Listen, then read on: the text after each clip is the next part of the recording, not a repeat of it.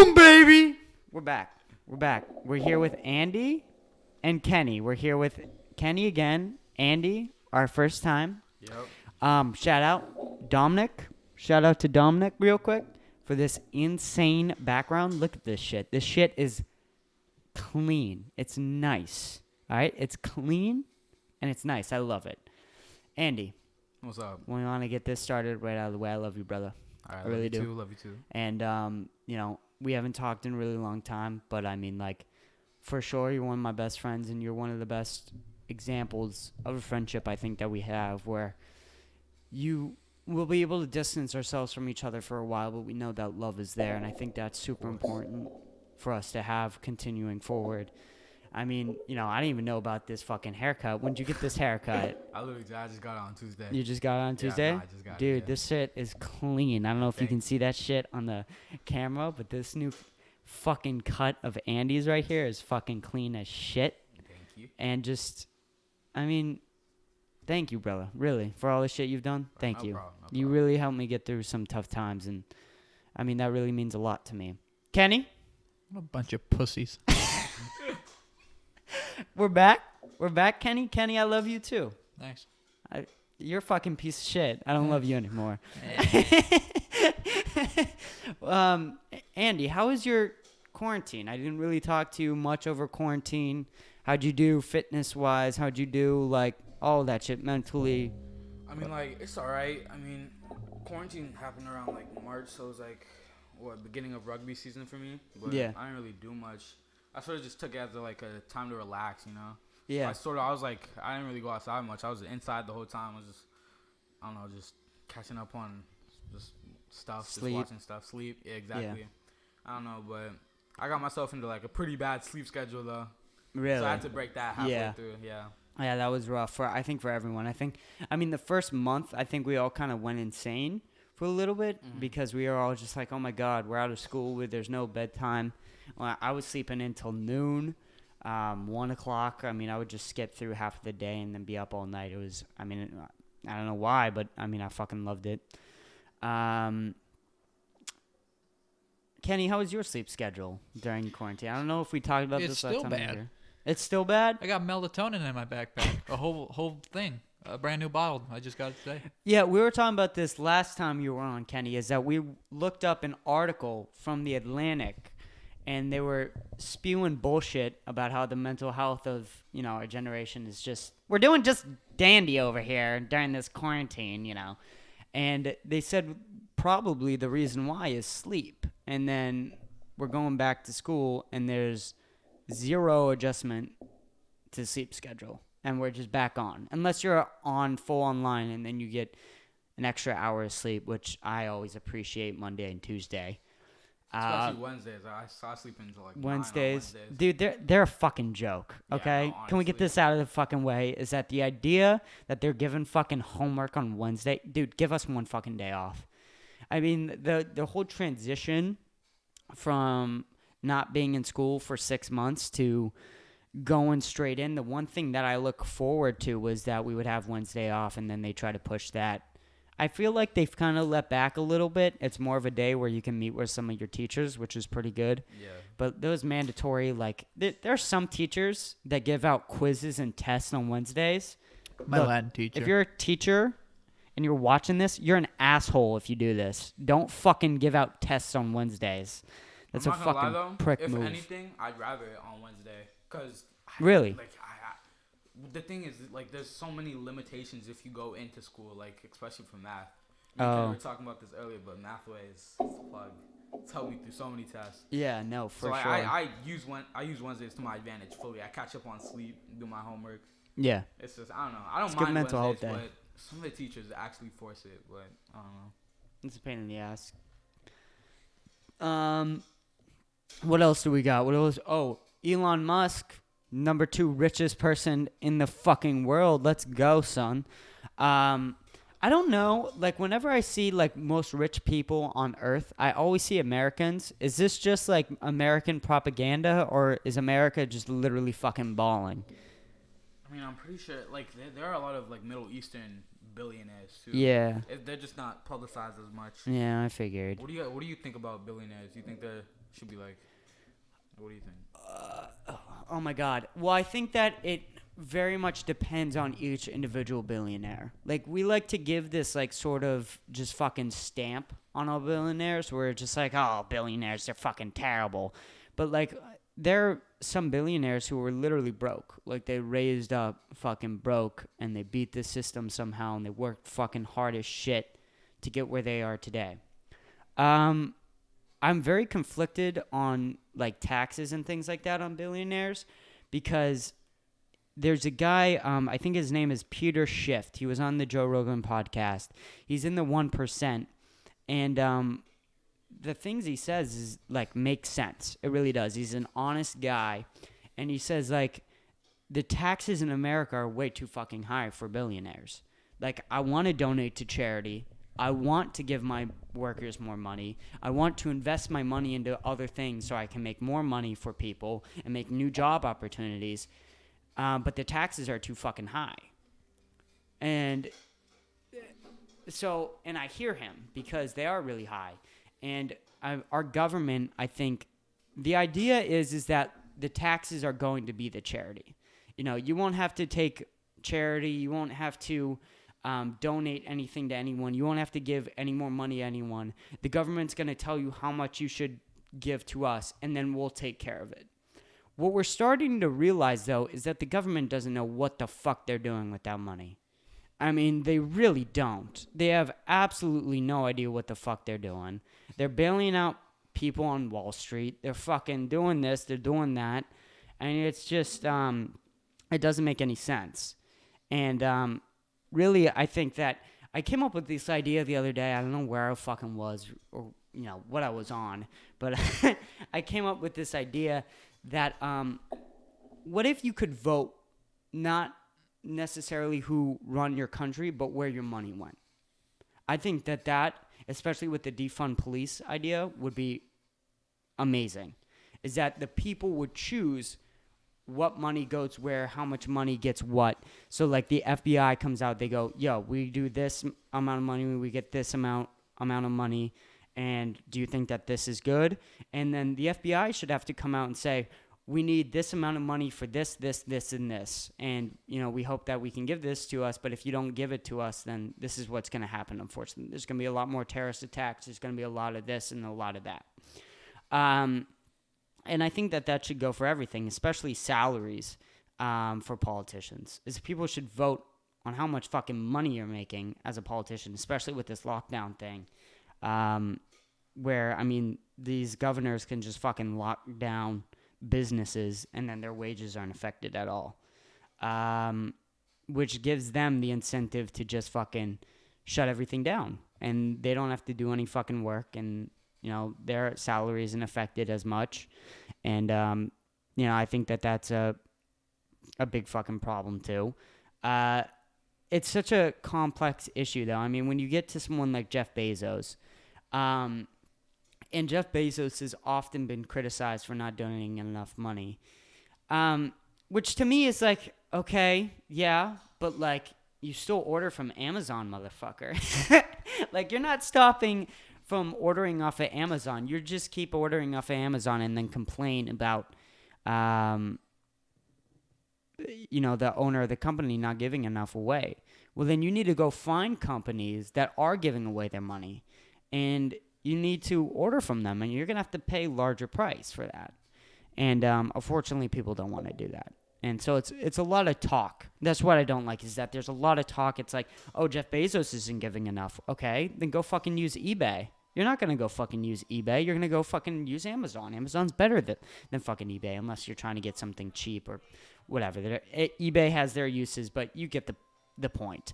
And that me is just fucking annoying when people just sit back, complain, and then they'll go, oh, I need a new scarf, and they fucking type in Amazon. It's like, what the fuck are you doing over here, man? You ain't, like, I don't know. So, but I think that there needs to be a personal responsibility. I think that we as Americans, as individuals, need to go out and look for companies that give away to charities. We need to stop giving money to those that don't. But unfortunately, the ones that don't give to charity, they're cheaper. And for a good fucking reason. And so I really don't know um, what should be done about that. I mean, if the government really should come in and intervene. I've heard this side that, these people are making way too much money. And that, I mean, really the most disturbing thing is when the people get so much money and then they start giving their money to politicians. That is really concerning. I think that at a certain point, when you get to a certain money, your money should be tracked a lot heavier for obvious reasons. And make sure that you're not doing anything shady with it. And I don't think that that's unfair. If you're ahead of a company, like as big as Jeff Bezos, and if the government wants to come in and just say, hey, we're not going to take any of this, but we just want to look at it. We just want to make sure that everything's okay. Can we just, check over it and, just we're done. We looked at it. It's good. You're clean, and we move on. But I mean, it's weird that we all kind of agreed to play this game capitalism in America. We're all in agreement that, like, you work hard, you get more money. There are things that you're going to do, maybe having kids and doing other hobbies that might affect this money. But that's your choice. And somebody like Bill Gates, Jeff Bezos, Elon Musk, who just want to grind all day and just want to make money, I don't think it's fair to say, hey, stop. You're not allowed to play this game that hard, You're not allowed to do that. And I don't think that that's fair either, but I think that you should have to play fair. You need to play fair, and you need to make people play fair. And I think that asking the government to make sure that they do that and, talking to the billionaires and thinking, that we need to look over this money. We need to do this and this with it. Or not this and this with it, but just look over it, make sure it's clean. I don't think that that's an unreasonable approach either. And that if there is something, that money then should be taken out. There's, I forget, there was this business guy, CEO of Whole Foods. He was on the JRE, and it was him and like two other big speakers. And they were at this event. And the CEO of Whole Foods goes, how did you get all three of us here together? And the guy goes, oh, well, you're not as much as Hillary is. And to that point, why does Hillary's speeches so much fucking money? Why are they that much fucking money? She shouldn't be getting that much fucking money. I don't even know. And, to not think that money comes with a slip of note or something that goes, hey, why don't you pass this regulation or something like that? And then you just cover it up with a speech. I don't think that that's out of the ordinary. I think that probably happens a lot more than we like to admit. But yeah. What do you guys feel about billionaires? Kenny? Andy? I think they're fine. You think they're fine? I don't like when people say, like, you shouldn't be allowed to make that much money. Yeah, no. Like, I hear a lot of, like, people around our age that are like, it should be illegal to be that rich, or you shouldn't be allowed to make that much money and stuff like that. And it's like, well, if you put like a cap on how much money you can make, someone could easily go, okay, you can't be a billionaire, but you could be a millionaire. And then, a couple decades, okay, now you can't be a millionaire. Right. But you can make 100,000. Right. And now you can't make 100,000, but you can make $100, Yeah. So. And also, it really stops innovation, I think. The biggest thing is with this, a lot of people criticize our healthcare system, but what other fucking foreign countries are making a vaccine? You hear of any foreign vaccines being made that are close as American vaccines are? No. You all hear American companies talking about vaccines. They're all being done in 9 months, and I think that's because there's a large fucking money here. And so these American companies get fucking to it. And I think that, this leads into another issue that I think we have, is that other people will come here for that money. That's a known fact, is that our education system, doesn't produce scientists. It doesn't produce outside thinkers. So it doesn't make people who want to innovate. The cure for cancer type people. It's more those in England, though, like Finland and things like that. Those The United countries Kingdom. that make scientists and things like that, and then they come to America to work in America to make our money. And I don't know if that's a problem. I don't know what that does. But I mean, that goes to show that American school system doesn't fucking make smart ass people. That's facts. I know what you mean. It's like America's youth. It's like they all want to become entrepreneurs in a way. Yeah. Like who really goes out of their way and says I want to be like a rocket scientist or anything like that. Right. Everyone's becoming lazy, and it's like I don't know. There's so many people starting YouTube channels. It's just like people want to be famous more than they want to be like successful. Like, right. For something that does good for people. Yeah. They pick unrealistic jobs they want for a future. Like if you walked up to someone in our grade and said, "Hey, what do you want to be?" They'd say, "Oh, I want to be a baseball player, or I want to be a pro soccer." You're not gonna be a pro soccer player. You know why? Because you're not that good. Like I guess you made it on a high school team, but you ain't making it anywhere else. Yeah. Yeah, it's good to like aspire to be something, but if your goal is like that unrealistic, you just at some point you need to realize like this is the real world. Like sooner than later, you're gonna have to start paying taxes. This I've heard so many times, so many adults just saying how hard life is and how hard it gets, and like none of us realize this now, but like we're in our youth right now. We need to start taking things seriously, and that's what I've just come to notice over the past few months. Yeah, the thing I don't like about like, especially like high school sports is like, people stop playing for fun. Now they're playing to try and get scholarships, and they're relying on their abilities in a sport too much. So they lack on their intelligence. They don't work at their schoolwork, and then you hear about the stories like, senior year before they can go to a college, they blow out their left knee or something and can't play anymore. Right. And now they have very low grades, Yeah, barely, yeah, and now you can't play the game you were going to be destined to play for. So you need to find a new job, and they're screwed. Yeah, no, I mean when people go, I'm betting on my flesh and bones. You know how sustainable your flesh and bones is?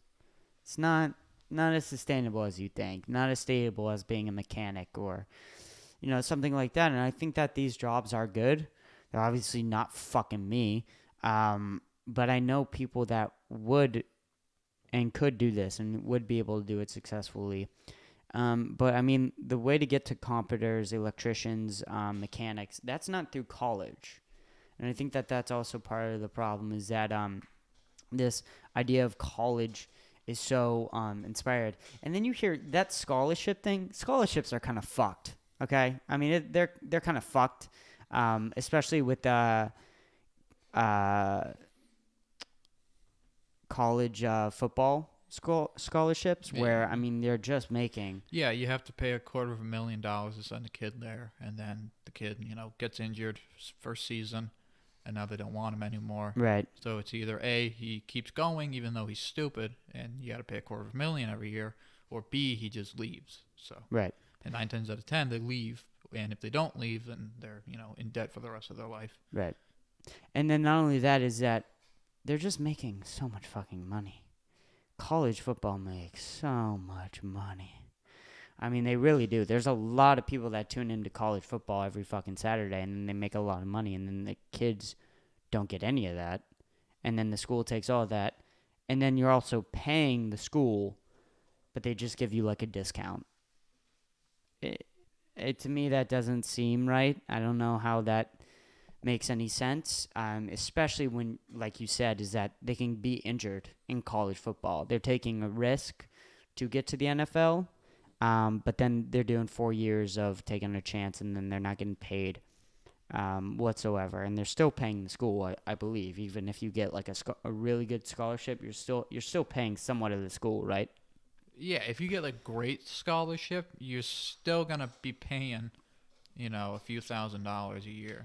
Yeah, that's or fucking a semester, I should say. That's fucking ridiculous. I mean, and then that's probably not on top of books or anything like that. Yeah, no, that's not including textbooks, and I don't think it's I don't think it counts like living fees. Like if you live there, right? That's even more money, stuff like that, and then food expenses and everything. Yeah, so that doesn't really sit well with me. And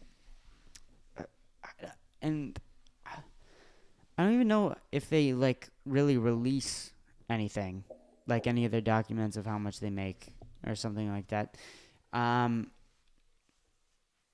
Which is also kind of weird that they don't really show that. It's public record, so. It is? Yeah, I mean, all that stuff is public record. How much they make from college football? Like at college? Yeah. Yeah, that's not public record. Oh, it is. How much? You're talking about the students, right? No. He's talking about like how much does a college itself make based off of just football? Revenue from football. Yeah, that's got to be public record. So you could probably find that online somewhere. Okay.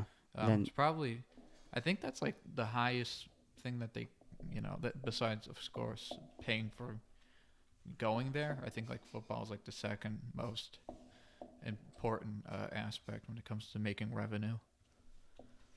It says in 2019, 19 schools reported football ticket revenue at least $20 fucking million. Mm-hmm. Yeah, I'm not surprised. Yeah, it's all public record. That is an insane amount of money. How much money do colleges need? Well, the colleges don't see $20 million. The, people who work there, they see, like, the people, on, like, the board and everything. They see the $20 million, and then the school will see, like, $1 million.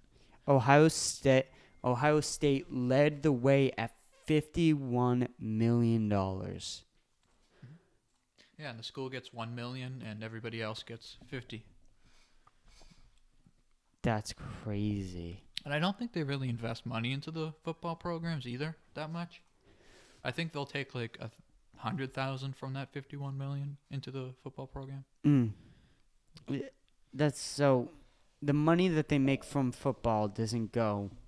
Most of it doesn't go back into football. No, it doesn't really go back into the school. What the fuck? Yeah, they just pay themselves. What? And there was I mean, if you run a school and the school makes $51 million, I mean, are you going to give it back to the school or are you going to keep it? Oh, fucking me? Like myself? Yeah. I fucking keep that shit.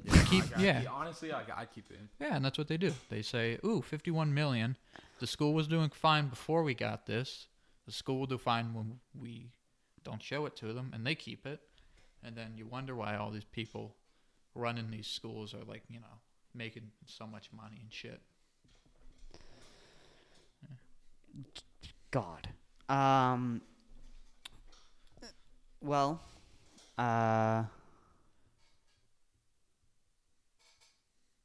some dead air and some nice, solid dead air. Kenny, you got anything you want to talk about? Yeah, let's talk about men wearing dresses. Oh, yes. I wanted to fucking talk about this. Let's fucking go on this. Yeah, it's cool. It's cool? Yeah, if you're a guy and you want to wear a dress or you want to wear an outfit that would be thought of as feminine, that's cool. Do it. But I don't like when people glorify it online to an extent. It's okay if, like, like Harry Styles posted a picture of himself or he didn't post. He put himself in a dress for a cover of a Vogue magazine. Yeah. Okay. By the way, on that, I want to comment on that. People are saying how brave he is for that. Oh my God, he's so brave for wearing a dress. What? You think Vogue's not fucking paying his ass to do that? Like, he's fucking getting paid for that. How the fuck are you brave if you're legitimately getting paid to fucking do that? Like, you're getting paid an substantial amount of money to fucking put on a dress and take a picture, and that's brave? Is that what we've gone to as brave in America? We're headed into a deep fucking place if that's brave. Go ahead though. Yeah, no, but I thought you look cool in it. You look cool. Yeah, I know, but it's Would you just bang him? no, No. no, No. but no, but like, yeah, I get the whole point. It's like you'll see people like in our grade, for instance, they'll post about it, and they'll call him brave because it easily someone sees that, and the first assumption you'd make is he's a homosexual, or he's a cross-dresser, or he's transgender, or he's bisexual, something of the sort. But if the whole point of it is to normalize it and make it okay and not weird to to wear a dress if you're a guy. Right. But by constantly posting, it's okay if you post about it for a little bit. Like if you just post the image and you're like, oh, wow, I'm happy that he's comfortable in his own skin or whatever. If you post something like that, that's cool. But like once it goes on for like a few weeks, right, that it's like if like a video of a white guy being nice to a black guy was just like nonstop posted everywhere and glorified. When in reality, it shouldn't be glorified. That should just be the normal. Right. That should just be typical. You should be able to see that and go, yeah, there's nothing special here. Same thing with a guy wearing a dress. You should be able to say, there's nothing special here. It's just the norm. But by constantly bringing it up and saying that it's that it's like a statement and that it's this and that, I don't think it's a statement really. I think it's a matter of a guy like to wear a dress. He's a very small example, obviously, but like you know what? And I don't think Vogue told him to wear a dress. I'm pretty sure he was just probably like, yeah, I feel like wearing this. This looks cool, and he put it on for the photo shoot. And that if he likes it, that's cool with me. I'd wear a dress. I look pretty good, maybe. But yeah, but I think when you glorify it too much, it loses the power. I think if you acted like it was just a normal, typical thing, it would have a way bigger impact. Because people would look at that and say, oh, no one even cares that he did this, so I'm going to do it. But now that people are talking about it nonstop, you're like a kid who wants to wear a dress or a guy who wants to wear a dress, he's most likely going to be conflicted, and he's going to be like, well, if I do wear it and people see me, that's all they're going to talk about when they see me is how I'm the guy who wore the dress at one time, instead of just acting like it's normal, Yeah, well, here's a very small example is that, I put in a ponytail. I started wearing a ponytail about 2 weeks ago, and you've been wearing a ponytail forever, right? Yeah. Could you fucking imagine if we, like, took a picture of you wearing a ponytail and then we posted on it on Instagram and everything? We were just like, look at how brave Kenny is being wearing a ponytail. He's defying the social norms of what a girl and a boy is. He's wearing a ponytail. Yeah. Very brave. I know what you mean. I think ponytails, obviously that was just like a really rough example. Right. Obviously ponytails are much more accepted than obviously. a man wearing a dress. But yeah. No, but I understand why it's like a thing that's being talked about, because like for instance, I once went to school with my nails painted because I like to paint them, and I was called an FAG by a guy. Oh. So I won't say it out loud. I don't like that word. But yeah, so like I don't know. You hear like use the word of toxic masculinity and stuff like that, which I don't tend to use. How do you feel about toxic masculinity? Just don't be a dick would be a better replacement. That's how I feel. You don't have to be masculine to just be a nice person. You don't have to have toxic masculinity to be a dick, Right. A woman could call me that if I did that. Exactly. Same thing. Would it be toxic femininity? Yeah. No, not really. It would just be her being a dick. Right. Same thing with a guy. Guy does it, he's just being a dick. And yeah, no. So, and I this think whole gender wars things. There are dick girls and there are dick guys. No, but we live in an age where like the gender and stuff like that it's changing. People are becoming more accepting. I think on the outside, it seems like everybody's becoming more and more comfortable with LGBTQ and stuff like that. Yeah. And men being a little more feminine and women being a little more masculine. Right. But I think that's only like the surface level. I still think that there's plenty of people who will see a guy being any bit feminine and still think of him as a homosexual. Right. Well, he's crossing the line. Did you see the new Instagram post? He's eating a banana. I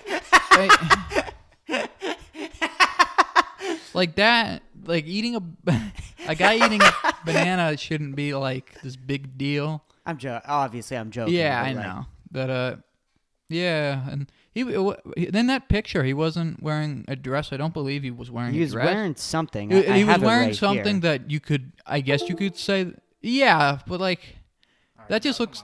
That's hinting at something. That just looks I like. understand it. Look at him though. Just he just looks like Prince, you know. If Prince was a white British guy who wore blue instead of violet, you know. Yeah, So. but I mean, hey, Prince's music. I mean, but good. no, but in my opinion, it's not a big deal just because guys like Prince or David Bowie, hell, even Jaden Smith. All right, we are recording again. Accidentally hit the end button. Got Chipotle. Took like a quick 10-minute break. Yeah, Eat the 10 minutes or so. We're back. We're Yeah. in a conversation. Keep going. Yeah, we're. You were talking about your dad. Oh yeah, so for the listeners, we're skipping to a new subject. This subject is parents pushing agendas on children, specifically in sports. It happens a lot, I think, and it's fucking terrible. And it happens not just in sports, but I think in life, is that parents try to live vicariously through the children's actions and accomplishments to get a sense of relief and, a sense of pride. They think that because their child accomplished something, they accomplished something, and it gives their life an extra plane of meaning. That is weird, right? When your kid does something and you feel accomplished for it. Yeah, no, definitely. That's weird. That is really weird. By doing that, it's like you're taking credit for it. Yeah, exactly. Well, you were talking about you got your condition, and your dad wanted you to keep going to wrestling. Yeah, so I did wrestling from second grade to the end of seventh grade. Okay. So, and I would, when wrestling season started at OA, I would go to OA's wrestling meets and wrestling practices, as well as a private club that I was involved in, and then I would go to local, Massachusetts tournaments for wrestling as well with my private club. So I would be practicing. I would go to a practice once every Monday through Saturday. I would go to a practice and each practice was about 2 hours. Okay. The private club, sometimes those would go for 3 hours. And then on Sundays, I would usually have a tournament or a meet of some type, or sometimes they have a special practice where, like, my private club or OA go to, like, a different wrestling club, and, like, we have, like, both teams, like, wrestle one another and practice with one another. So I would be doing that, and so that consumed a lot of time. But I only liked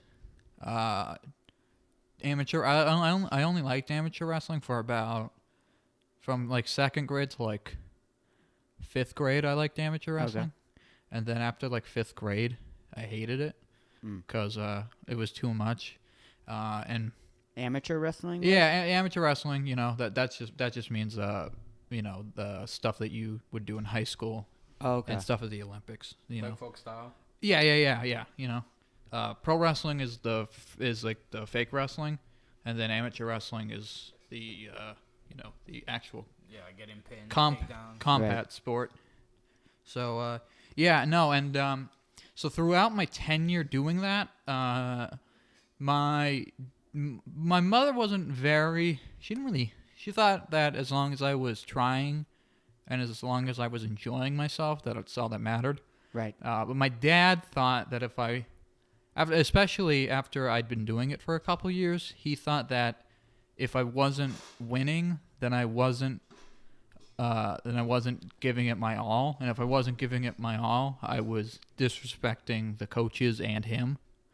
So which is so fucking ridiculous. So yeah, but he would like film my matches sometimes, and he'd make me watch them back, and he would kind of pinpoint all the things that I did wrong.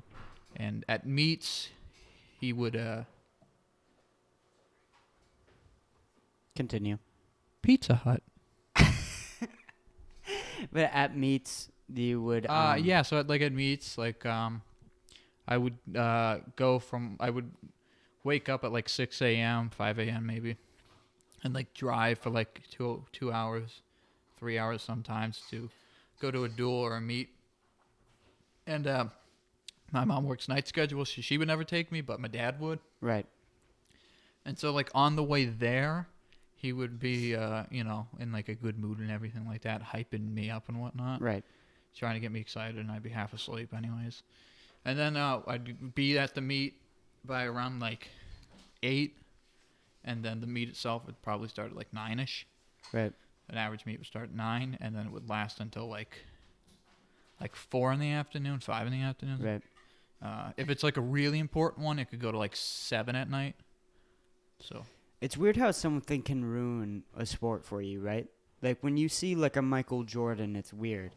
Where it's like, did this guy ever have a bad coach or like a bad team or something that threw him off? Or did he just get lucky? Or did he love that sport that much that he was that committed that he got through all of that bullshit with like well, when you hear teammates? Guys like Jordan and everything, usually like their backstory is that they just started playing for fun, right, at, like the local court, and then they worked their asses off and they were able to make the team in high school, and then from there, but like, so a lot of these success stories are just like they're self-made, like there's no involvement from parents or anything like that. It's just them themselves pushing themselves to get better, and then of course the coaches help, but it all stems from them. Yeah. But for me, it all stemmed from my dad wanting me to do it, so I did it. But after... Why did your dad choose wrestling? Did you show any interest in he wanted wrestling? me to do a few things, but I just never... none of it... I never really liked any of it. I thought, like, I always hated basketball. I thought it was boring. I really hated baseball. I thought that was really boring. Hockey, I didn't know how to skate. Soccer, I hated not using my hands, so I thought that was weird. Right. Lacrosse, I didn't like to stick. But wrestling, like I'd known about it, I'd seen it on like, of course, like the Olympics and whatnot. So I dug that. So like I did that for a while. But like after a meet, let's say like I got second place. Yeah. That would be seen as a waste of a day. That's kind of like what my dad would call it. Yeah. Like, oh, what a waste of a day, because I got second place. That's insane. Yeah, well, second place is first loser. So. Second place is first loser? Yeah. That's what your dad told you? Well, that's what my dad told me. So. Second place is a fucking winner. No, second place is the first loser. Because you could have been number one, but you didn't. That's bullshit. You're the first loser. But yeah, so, yeah, and, so, and stuff like that, unless I got, like, a gold medal and virtually, like, beat all my opponents within, like, 3 minutes. Yeah. And didn't make any mistakes, then that was seen as, like, a good day. And that day would be rewarded with a pat on the back. And then... Oh, so it was pretty incentivized, obviously. Yeah, but like the pat on the back, he was just doing a good job, and then the next day, back to practicing and everything like that. It became very redundant, and like the same thing happening over and over. And I got good at it, but when I was good at it, I was always, because I was taller, I was always put with older kids. So I was never the best in the room, just because I wasn't, as like developed, so I wasn't as strong or anything like that. So like during practices, I could never beat like anybody I was put with. Right. So, and like if my dad stopped coming to my practices because he told me that he was too embarrassed to go to the practices. He thought I sucked. What? Yeah. He was like, dude, he was like, I don't know what the fuck you're doing half the time. Like, do you even give a shit? Do you want to even continue? And I'm like, no, I don't like this. And he's like, well, you're going to continue it. And I was like, why? He was like, because you need to do something. And I was like, okay, cool. So I would. And and then him not coming was great because, I didn't have to worry about him screaming at me in the car on the way back home. Yeah. As he usually would. He'd be like, oh, you didn't get the fucking single leg. You went for the double leg. And everybody sprawls during the double leg. You should fucking know this by year 3 and shit. And then he'd always hit me with the, if I was you and I had done this for like 3 years, I'd be the fucking man. And Right. Like, okay. Well, why didn't you? But yeah, And then I'd always bring up like, well, you did baseball for like 5 years. And you were the bench warmer. Yeah. So I don't think you would have done any better here.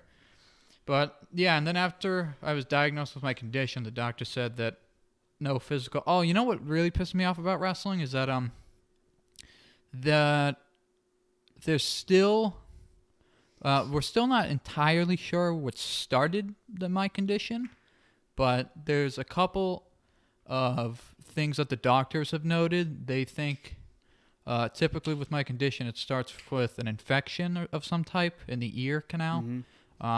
Cauliflower? No, not cauliflower, just like an ear infection. But also, they think that maybe from wrestling all that time, you get your head hit on the mat and everything. They think maybe that's what started it. Yeah. To begin with. So. Yeah, there's one. So I wasn't even enjoying it, and now I potentially might have this really bad condition that really it's just really tough to deal with because of something I didn't even want to do after like 2 years. Yeah, it's awful. Yeah, so it's just got a very sour taste in my mouth. And like all the trophies and stuff I ever won, they're in my dad's office, right, in the basement. I don't look at them because I don't right, really care. And if I ever see like a picture or something from it, I pretend like I that wasn't even me. Because I'm like, oh, that short, skinny blonde-haired kid with the crew cut, that's not me. Yeah, no, it was funny because I was really good at swimming, like super, super fucking good at swimming. And I joined the Oliver Ames swimming team, and that was the end of that. Yeah, I was so depressed. I was like, I was on the bus. I would bang my head against the fucking bus seat. I fucking hated every minute of it. The thing with swimming is that there's a bus ride, and so you're with the team really fucking long. With other sports and things like that, like you're probably only with them 2 hours or something like that, I think. With swimming though, you get that that extra 30 minutes that they don't count for practice on the way there, and then you get the extra 30 minutes back. So you get an entire hour more, and then you also have the swim meets and things like that and state ships. And literally, I was really good, and that team just did not give a fuck. And I was like, okay, well, I don't give a fuck about you. And now they're struggling with finding boys, and I'm just like, suck my dick, bitch, suck my dick. I really do like seeing them struggle. It's really fucked. But I love seeing them struggle. Man, makes sense.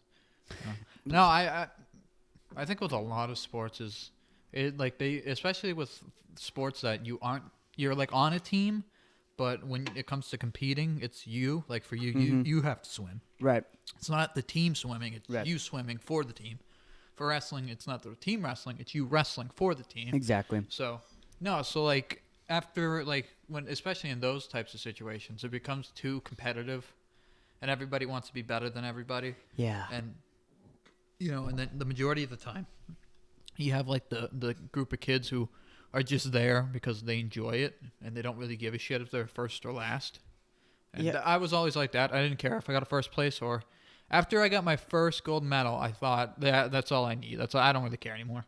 Because I got it, I won. One of the weirdest things when it happened on swim is that there's a weird thing called senior night where I think that every team has this. Yeah, where you gotta treat the seniors. They get a little something special for being on the swim team. I don't know. It's pretty fucking stupid if you ask me, but because you don't even know them that well. It's like giving a stranger $500. And then what the fuck? The seniors don't have to be nice to you. No. And a lot of the times they're just kind of dicks. Exactly. And so you're going to give this person who's kind of an asshole who doesn't care about you fucking money and shit or and like a special treat name them like they're the kings poster. and queens just because they're great above you. Yeah, exactly. I think it's fucking ridiculous. I don't really give a shit. Yeah, and the weirdest thing is easily the weirdest thing for me at least is I swam that night on senior night, and I swam like a 25, and I beat my record. It was insane. And I was a freshman, and I beat, I think, all the seniors on my team in this meet. And I remember getting out of the pool and someone looking at me and going, "It's senior night." What? Excuse me? What the fuck are you talking about, son? You're telling me that I should fucking lower my ability to swim better? Yeah, it was someone on the fucking team. Oh, yeah, that's a shit teammate. What the fuck? And then, like, I have to lower my abilities to make these people in the grade above me feel better? I don't know. That whole team was just so fucked. Like, one thing I hate about sports is when parents of members of the team get close to the coaches purposely to get the kids. That happened in wrestling. So my private club, every year, they would have end of the year awards, and there was basically a few categories: best overall competitor, most improved, rookie of the year, and then it was something about like persevering. Right. Like the perseverance, like let's say like you lost a bunch, but you never like quit during the matches. You never gave up or anything. You kept going. And then there was that one, and every year, the same people won the same awards, and they were all kids whose parents were either coaches themselves or close to the main coach. So I never won, and I remember one year, I had gone from like maybe the worst member of the team to like top 3 of the team. Right. So, and like I had won a lot of tournaments in like really tough matchups.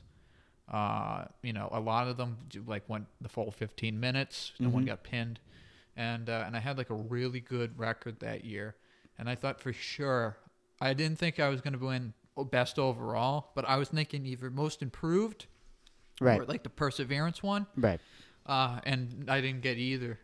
And the one year that I really thought I was the same kid who got it last year got it for both of the things that I thought I could get. And and then eventually they made like another one, and it was like teammate, best like teammate. And basically like, do you help out? Do you look after? Do you mentor? Do you help? And I thought maybe I'm going to get this one because for the longest time I would be put with either the kids who were a lot older, so they would kind of just use me as like the punching bag. Right. Just practice on me, and then or I would be stuck with some of the younger guys and like the new ones, and the coach would pretty much just tell me, just teach them what we're going over yourself and try to get them to do it. And I did that for like 3 years. I would either go with the larger kids and just let them do moves on me, or I go with the younger, smaller kids and teach them. And so I thought I'm probably up there for winning it. And then one of the coach's son won instead. And he had only showed up to like, I think 20 practices in that year. How many practices? Considering we have 4 practices from that club a week, that means he showed up for 5 weeks maybe out of a year. So I was and then after that, that's kind of when I stopped caring, and like the coaches would like come up and be like, "Oh, you're doing pretty good. Maybe you'll get one of these end of the year awards." And I was like, "I don't care." And they'd be like, "Why? It's a huge honor." And I'm like, "No, it's not. It's a piece of metal. Right. It's a piece of plastic with some engraved words that you got at getkidstrophies.com. Right. And how do you feel about wrestling? Because you went through something. It's not just wrestling either. Just putting that out there. It's like there's so many fucking like football. Like if you're close with if your parents close to the kid, almost. If your parents close to the coach, they'll put your kid out there more than the other kids. And same thing with like schools and everything. Like if you're like a parent that like does fundraisers and helps out a lot and everything like that and volunteers, right? Your kids looked at more favorably. So I mean, it's like it's not even like a sport for the kids. It's more of a competition for the adults. Yeah. So yeah, I don't like any of them really. And ever since I stopped just caring and not doing a fucking sport, or I don't fucking give a shit. You feel better. Yeah, I mean, no, I like to be the hippie music loving guy. Much more than the fucking fake jock guy. You seem a lot better like that. I like you like this right now. Yeah, honestly. no, I fucking hate the whole, you gotta be good at a sport to be a guy. Yeah. You went through something, and you're not gonna be able to wrestle for a good amount of time. And you like wrestling, right? Yeah, no, of course. I love wrestling. But, like, I don't know. Like, wrestling is, like, very physically demanding on your body. Like, you go home multiple nights, and it's just all you feel is pain. Right. And, like, you get one Sunday off, I'm pretty sure. And that was in the, like, regular season. And it's just, like, I remember contemplating almost every night, like, just not showing up to practice or just, like, quitting. But it's, like, I don't know. Once you get in that rhythm and you realize that, there's stuff harder than this. And, like genuinely, I just want to see if I'll be able to do it. So I was able to push myself through practices and stuff. Yeah. But, like, there's a chance I'm going to be able to wrestle this year. But if I don't, I mean, like, obviously I'm, like, not going to be devastated. Wrestling is, like, my number one favorite sport. Obviously, so. Another thing for me is that actually before I got diagnosed with my condition, I still had it, and I was still wrestling with it. So, and I went to a few tournaments with it. Wow. And I didn't do good at the tournaments. I won only like 2 or 3 matches there. Wow. And then, but then of course, either a parent, a coach, my parent would say that how bad of a job I did, and because my brother did it, they would always compare his success. So if he did good at a tournament that I didn't do good at because I have this condition, or I was sick or whatever.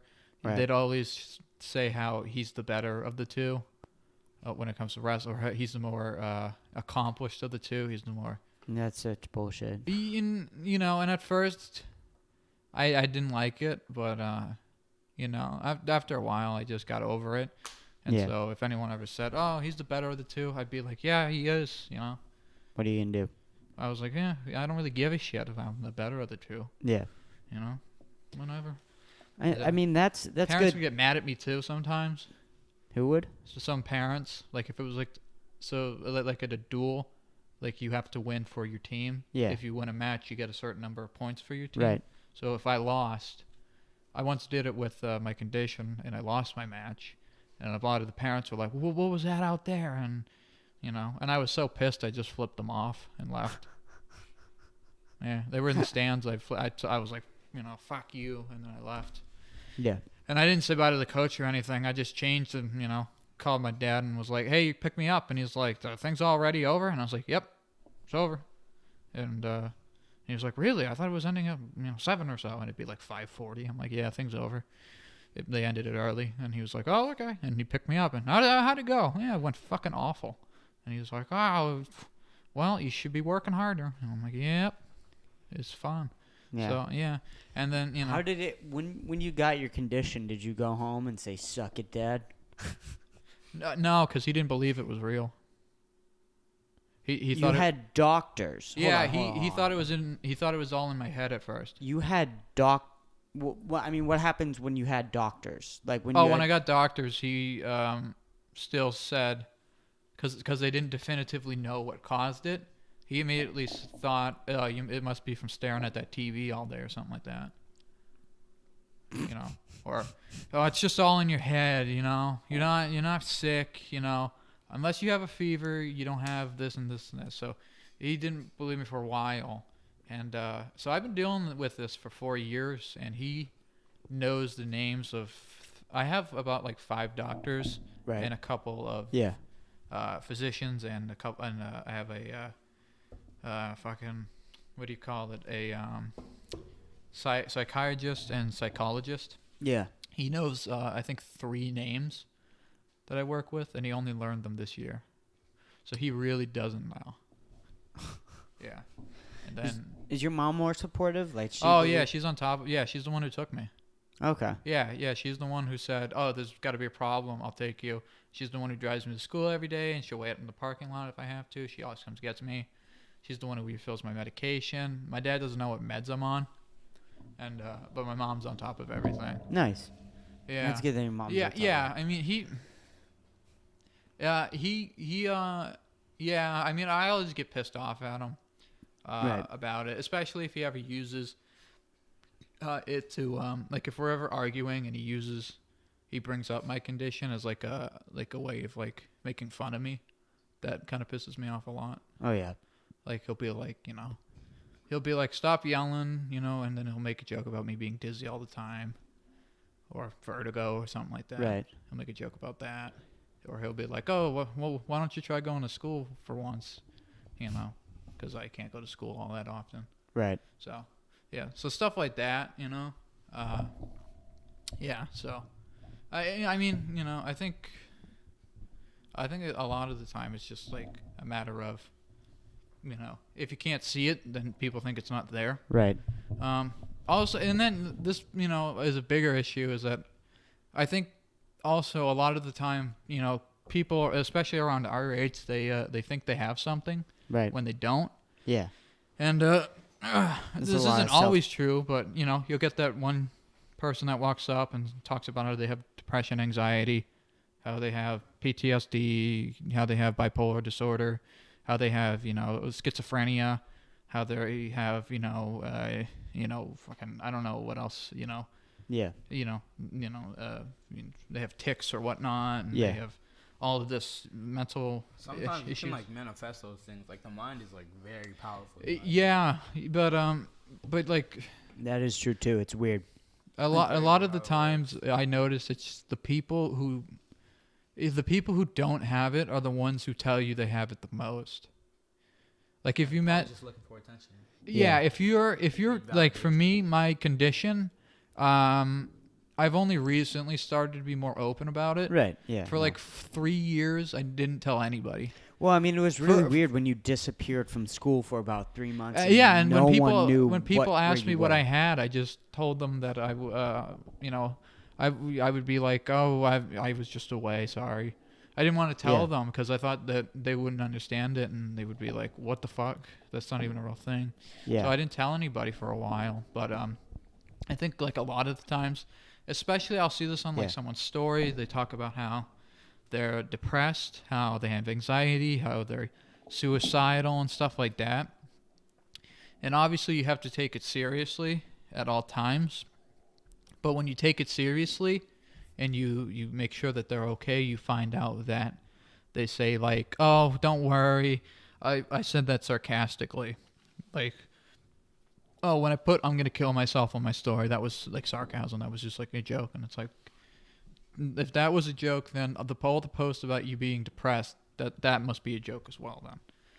And if you come up and you say, I have bipolar disorder, I can already tell you probably don't have bipolar disorder. If you have bipolar disorder, you're not telling people all the time. And if you are, like look at Kanye, he's got bipolar disorder. He doesn't just walk up to people and tell them about it.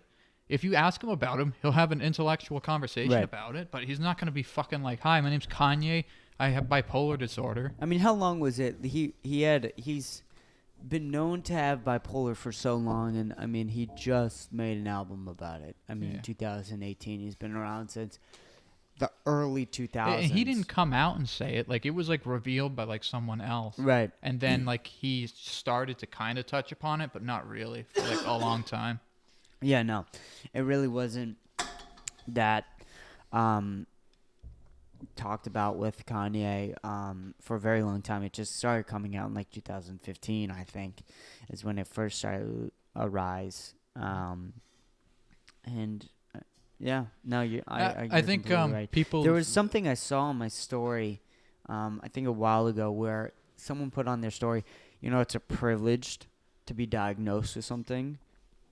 And you go like, no, it's not. If someone has the symptoms of something, you should just automatically believe it, and that if you're diagnosed that's a privilege because, you're able to go do that or you have the money for Getting that. Getting a diagnosis isn't a privilege. No. If I have cancer and I get diagnosed with cancer, that's not a privilege. Oh, yeah, no. It's not a privilege to be diagnosed with cancer. It's not a privilege It's not a privilege to be diagnosed with anything, really. And she was arguing that it was a privilege to be diagnosed with depression or anxiety or something like that because, you should just automatically believe people who say that they have symptoms of these things. Whoever posted this, what nationality are they and do they live in America?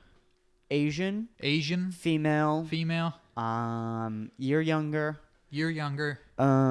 And she lives in woman. She lives in Easton. Stoughton. Okay, she lives in America though. Yeah. Was she born in America? I honestly don't know. I don't know too okay, much well, let's see. If she was born in America, then she should shut up, because it doesn't matter what race you are. You can get a diagnosis at a hospital. Yeah, no, exactly. Like if you want to talk about white privilege and like police officers and stuff like that, or just prejudice in general. Yeah, right. Sure, you can make the case for that for sure. That's easy. But if you're gonna make the case that everything's a privilege, then nothing's really a privilege. Exactly. You can't label everything as a privilege. Because if everything's a privilege, then what's the right? What rights do we have? Yeah, that's very true. I've never thought about it like that. That's very true.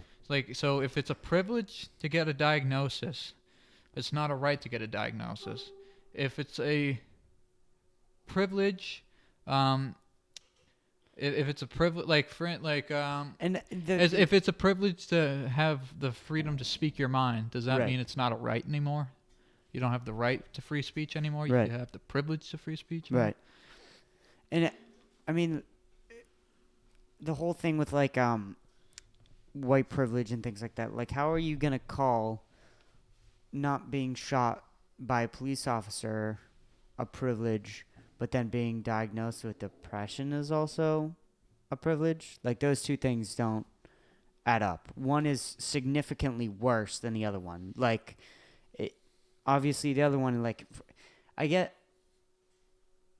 I saying, I don't know if I'm saying this right. Yeah, I know what you mean. You're saying that not being shot is a privilege. Right.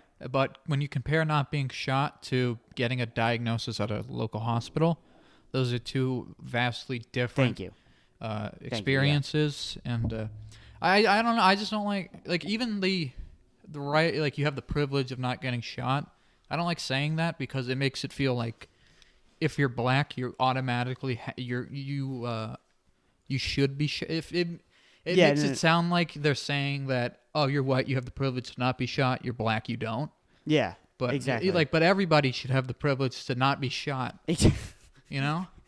Yeah, exactly. I don't really care what race you are. I hope you don't get shot randomly. Yeah, no, exactly. And so now and then I think when people post stuff like that, like about privilege on the story, or they bring up, all this stuff that they've self-diagnosed, such as depression, anxiety, whatever, because they don't go to the doctors and ask. They watch a YouTube video of 8 things that will make you, or 8 things that prove you're depressed. Yeah. You listen to sad music, or you watch sad movies. And the other thing is if you're talking about you don't have enough money to go to the doctor and get a diagnosis. Well, there's problem number fucking 1. You don't have enough money to go to the doctor? No wonder you're fucking depressed.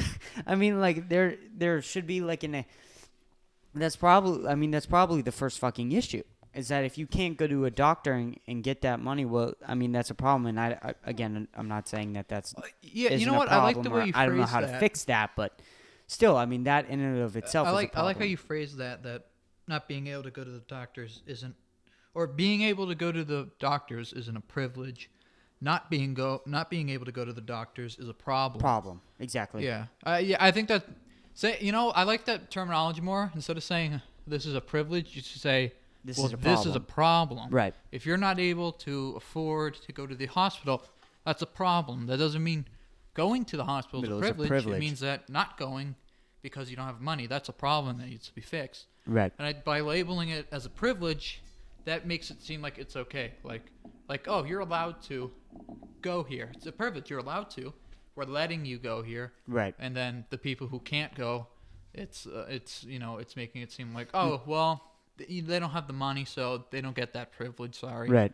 Instead of saying, well, that's a problem. It's also even if really, they don't have the money, they should be able to go. Really weird with the whole admit your privilege, admit your white privilege. It's like, are we just gonna go around and admit privilege here? Like, there's a lot of privilege in all of us, especially if you live in a fucking America.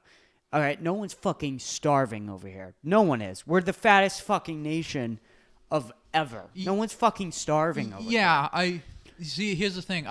I don't like how the whole white privilege thing has now become like, oh, now it's male privilege. Now it's adult privilege. Now it's child privilege. Now it's age privilege. It's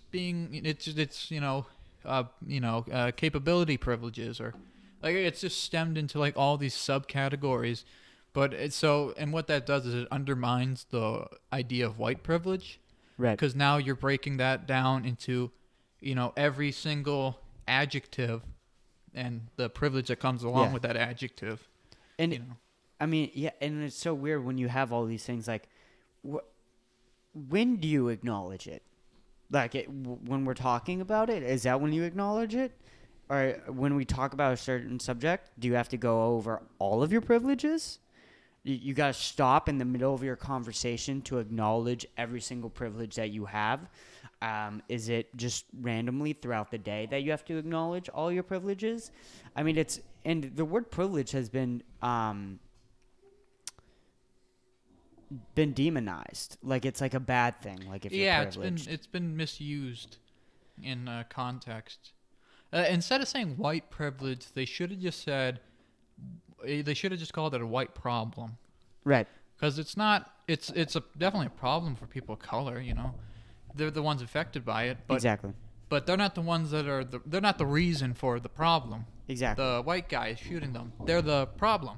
Exactly. So instead of saying white privilege, they should be saying this is a white problem. Yeah. If you are white, you need to realize that this is our problem, and that we need to fix this ASAP. Yeah. Instead of saying it's a privilege to not be shot. Instead of saying that, you should say it's a white man's problem that we are allowing all of these black civilians to be shot. Right. And to be, judged and treated differently.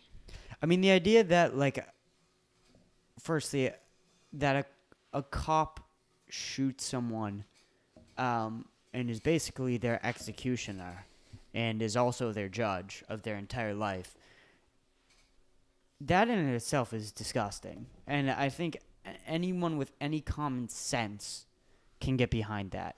There was something that was going around is that all these like Black Lives Matter slogans and defund the police and things like that, what they should have just said is stop all murderous cops. Straight, direct to the point. And if you literally go against that, there's nothing else. I never understood the purpose of police officers having. Obviously, you can say, well, what if a criminal has a gun? Right. Well, if a cop is able to shoot, like let's say he uses rubber bullets. If a cop shoots you in the head with a rubber bullet, and you're holding a gun, are you going to drop the gun or not? Right. You're most likely going to drop it. Yeah. And if you don't, the cop can shoot you a few times. Maybe he hits you in the hand. Right. Well, and then the thing, and because it's they say that a gun is a last-minute resort. Yeah. But it's not a last-minute resort if it's always accessible to you. If you can get it and use it at any time, it's not the last-minute resort. Yeah. It's the second resort. Easily the best thing that I've seen was the 2 rubber bullets. I forget what part of the world did this. I think that a certain country does that. Is the first 2 shots of a round is rubber bullets, and then everything else is lethal. To me, that makes perfect sense. In America, they've been shooting protesters with rubber bullets to not kill them, and it's been successful. They hurt, and they don't move. They go down. Yeah. It knocks people out. Yeah. So, I mean, I think just the idea that And especially during a peaceful protest, I don't think cops. I think the reason that those peaceful protests turned so ugly is because the cops showed up with their guns in their holsters, with shields, with riot gear on, it's so and hard batons. because it's a situation by Yeah, situation if you show up to a peaceful place dressed like you're ready for war, the people there that are being peaceful are going to assume that you're there dressed like that for a reason, and so they're going to react negatively towards you. My biggest thing was when the protesters, the Antifa, pulled up to the suburban neighborhood that was fenced in, and then they broke the fence, and then the two people came out with guns, and then you remember this, right? Yeah, I saw it. Yeah, and then they were like, "Oh, well, these are peaceful protesters." I go, "They broke down the gate. Like the gate says, do not enter without permission." What does Antifa stand for? Anti-fascism. Oh, okay. That's what Antifa stands for, which is. Here's the I think Antifa, out of like everything, when it comes to like these protests, I think Antifa is up there with like the main causes for all this, like the violence. Like people like to say it's the black people who are causing the violence, but it's not. It's not. No, black people aren't randomly breaking things just because. If you look at videos, the majority of them are white people, white women, you know. Especially in the Black Lives Matter protest. Oh, yeah. That's exactly. I mean, you see videos all the time of black police officers being yelled at by white women about how Black Lives Matter, which is, you know. Ironic, it's you know, it's a paradox. No. It's, you know, it's a contradiction. I mean, it's just ridiculous. And then you have Antifa, and I see all the time, like, videos of, like, clearly they're white people, and they have like loud speakers and they're blasting music about hating police and stuff like that, and then like they'll be breaking stuff and then writing BLM on stuff, and then what that does is that makes the people who didn't see it, they just see what they left behind, which is, you know, all of these places burning and all this, you know, destruction, and then the Black Lives Matter tag. And so automatically they assume, oh, black people did this. Right. So it's just a way of putting more blame, totally more unjustified blame on the community, the black community, which is doing much more harm than good. I don't think Antifa's done anything good. Like, I've never heard. No. And like, you know, and then I hear them do the whole say their name thing. And, you know, that's... You know, the say their name thing is fine. But like at the same time, I think, especially with Antifa, they think that saying their names is enough. Right. Like, oh, if I say their name, things will change. But you know, people say their names for, you know, they've been saying it for almost a year now, and you know, nothing's really changed. I don't feel change at all. I don't know if you do or if you do. No, I don't feel any change. I mean, things feel the same. It's like, I forget when, I think it was like happened like a couple weeks ago. My dad showed me something, right? And it like I genuinely found it hard to believe, but there was this white guy, right? And he, you know, he did blackface, obviously. Yeah, come a little closer to the mic, or just move that closer. Yeah, but there was this white guy. He did blackface, obviously. He spray painted himself fully black, wore a hoodie, went out and just started vandalizing things. And instantly, first thing people thought was he's a Black Lives Matter, like, you know, like he's part of them, you know, this is what they do. When they arrested, they showed him, and it instantly is just erased from the media. No one wants to talk about it. And it's the same thing like that guy, he's the teenager with the AK that went and shot the protesters at the BLM. Yeah. What happened to him? So like, they viewed him as a hero. Yeah, instantly. and the Breonna Taylor's murderers, they've only been charged with the shots that hit the neighbor's house. And then the killers of George Floyd, I think they all got off. I don't think any of them are in jail I don't right know, now. honestly. There was a lack of demand. I think there was just like defund the police instead of going after specific individuals. Like if BLM showed up with the names of the officer at the things, and that's all they did. They didn't say defund the police. They didn't do like this and that or whatever. They did do that for I forget which cop it was, but they stood outside his house and they allow him to leave. And like he couldn't get food delivered because they blocked off like his supply line, so he was just stuck in there until they got justice, and he eventually got arrested. But like if you watch those videos of they weren't hurting anybody or doing anything, and if you watch those videos, the majority of them were actually black people doing that. They're the ones that are doing the real change. They're the ones that aren't destroying anything. They're the ones that are just showing up and demanding things change. And I think a lot of the, Antifa and a lot of the white members of the Black Lives Matter movement, they do it not because they want change, but because they want recognition. Right. They want to seem like a supporter of the black, like they want to be able to say like, oh, I support Black Lives Matter and stuff like that. They put it out there just to seem like a better person.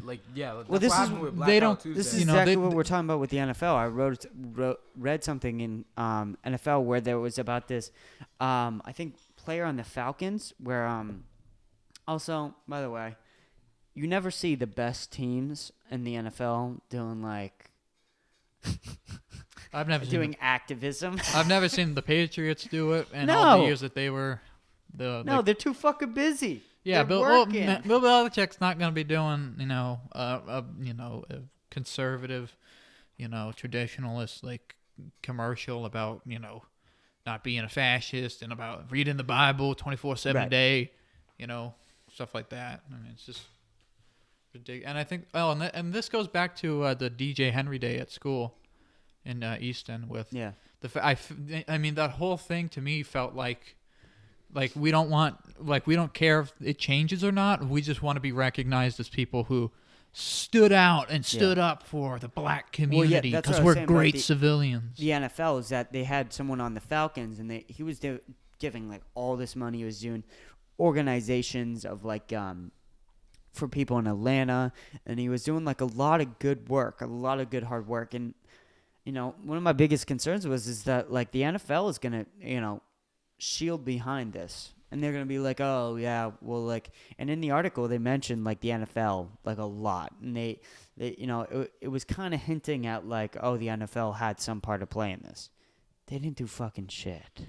I mean, yeah, they didn't do fucking shit. No one's going to trust the NFL after what they did to Kaepernick as well. Yeah, exactly. That's the biggest thing ever is that, isn't that now that they're coming out and, like, they're like Black Lives Matter, it's like, none of the NFL team owners are black. None of them. None of the higher ones up are black. They're all white. They're all fucking snowmen. And, like, it's just funny when they come out and they're like, oh, yeah, we care. Same thing with Disney is when Disney comes out. And Disney does that, especially with the gay community. They'll throw in one character that's gay, and they'll have him act flamboyant. Like in Beauty and the Beast, they had that one guy with Gaston who would act flamboyant in the film. Yeah. And I think he was portrayed by a actor who was a part of the LGBTQ. Yeah. So Disney was able to unofficially say, we have a gay guy in the movie. Right. And then, like, same thing with, like, Star Wars. They had, like, that one scene and like the background where like two women kissed, and like you could barely see them because they were way behind. I didn't even know this was a thing. The main characters of the sequel trilogy were in the front of the frame, and the two girls at the back who kissed just quickly, they were like barely in focus, and you really couldn't tell they were there.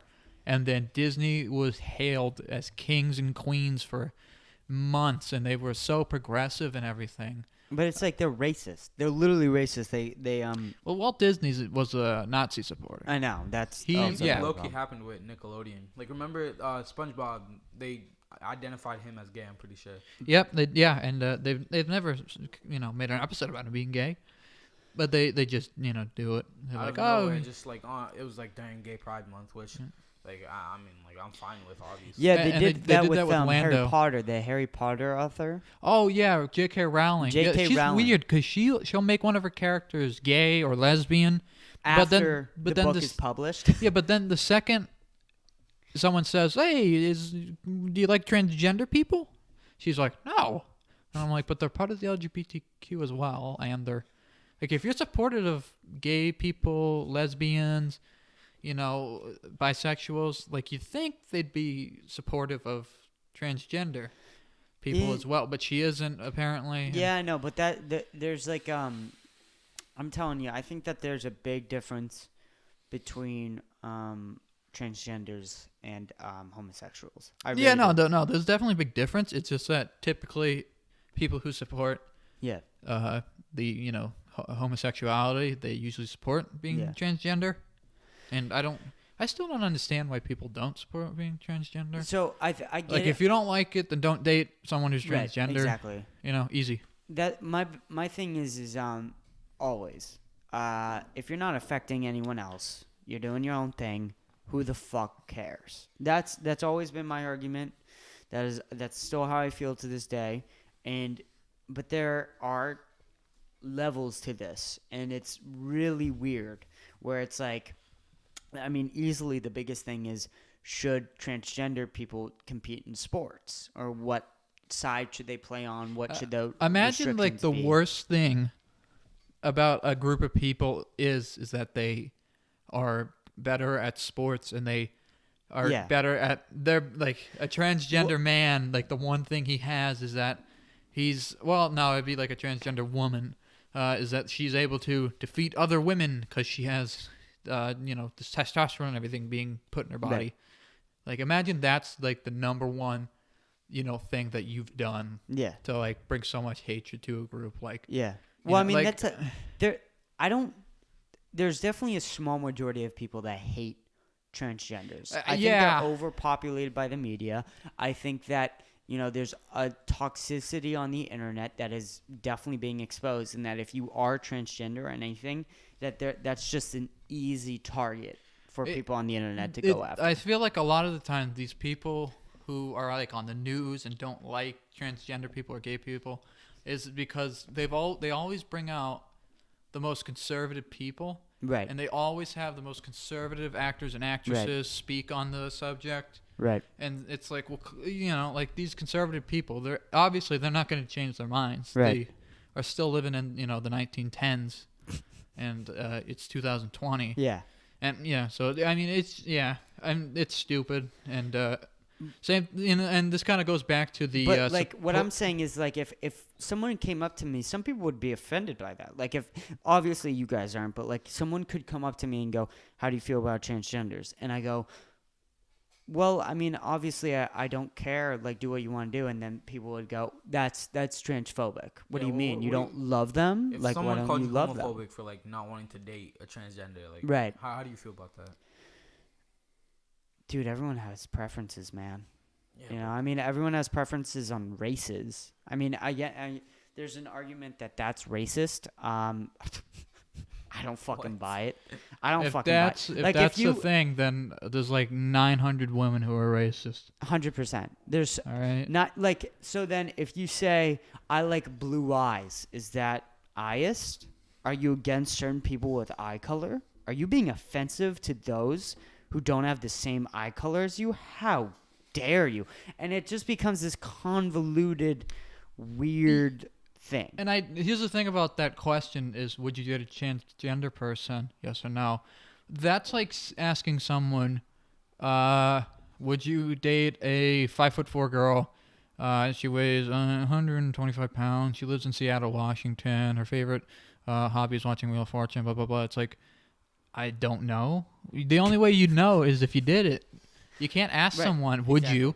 It's just you do it, and that and the and that and being that and the whole like was it Elliot this person from Umbrella Academy who came out as transgender, that's that was awesome, and like I saw people posting about it and it was really cool, but then I saw like some people who were like going a bit overboard, like this is the most important thing that's happened in 2020, and it takes it from being a really sentimental, pat on the back that says, "Hey, we're happy that you're finally being yourself," right? And it turns it into a, "Hey, everyone, look, I like transgenders. I promise you, I like transgenders," and then that goes back to the whole, "Oh, I'm white, but I'm a Black Lives Matter supporter. Pay attention to me."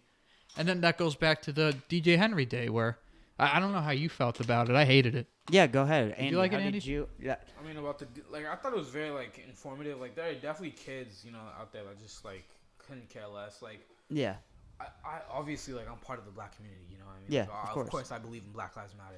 Like, but like at the same time, like I don't know. I thought DJ Henry Day was a good opportunity for kids that had no clue. Like, cause like I'm doing this from kids in my advisory alone that said they like learned stuff that they didn't know.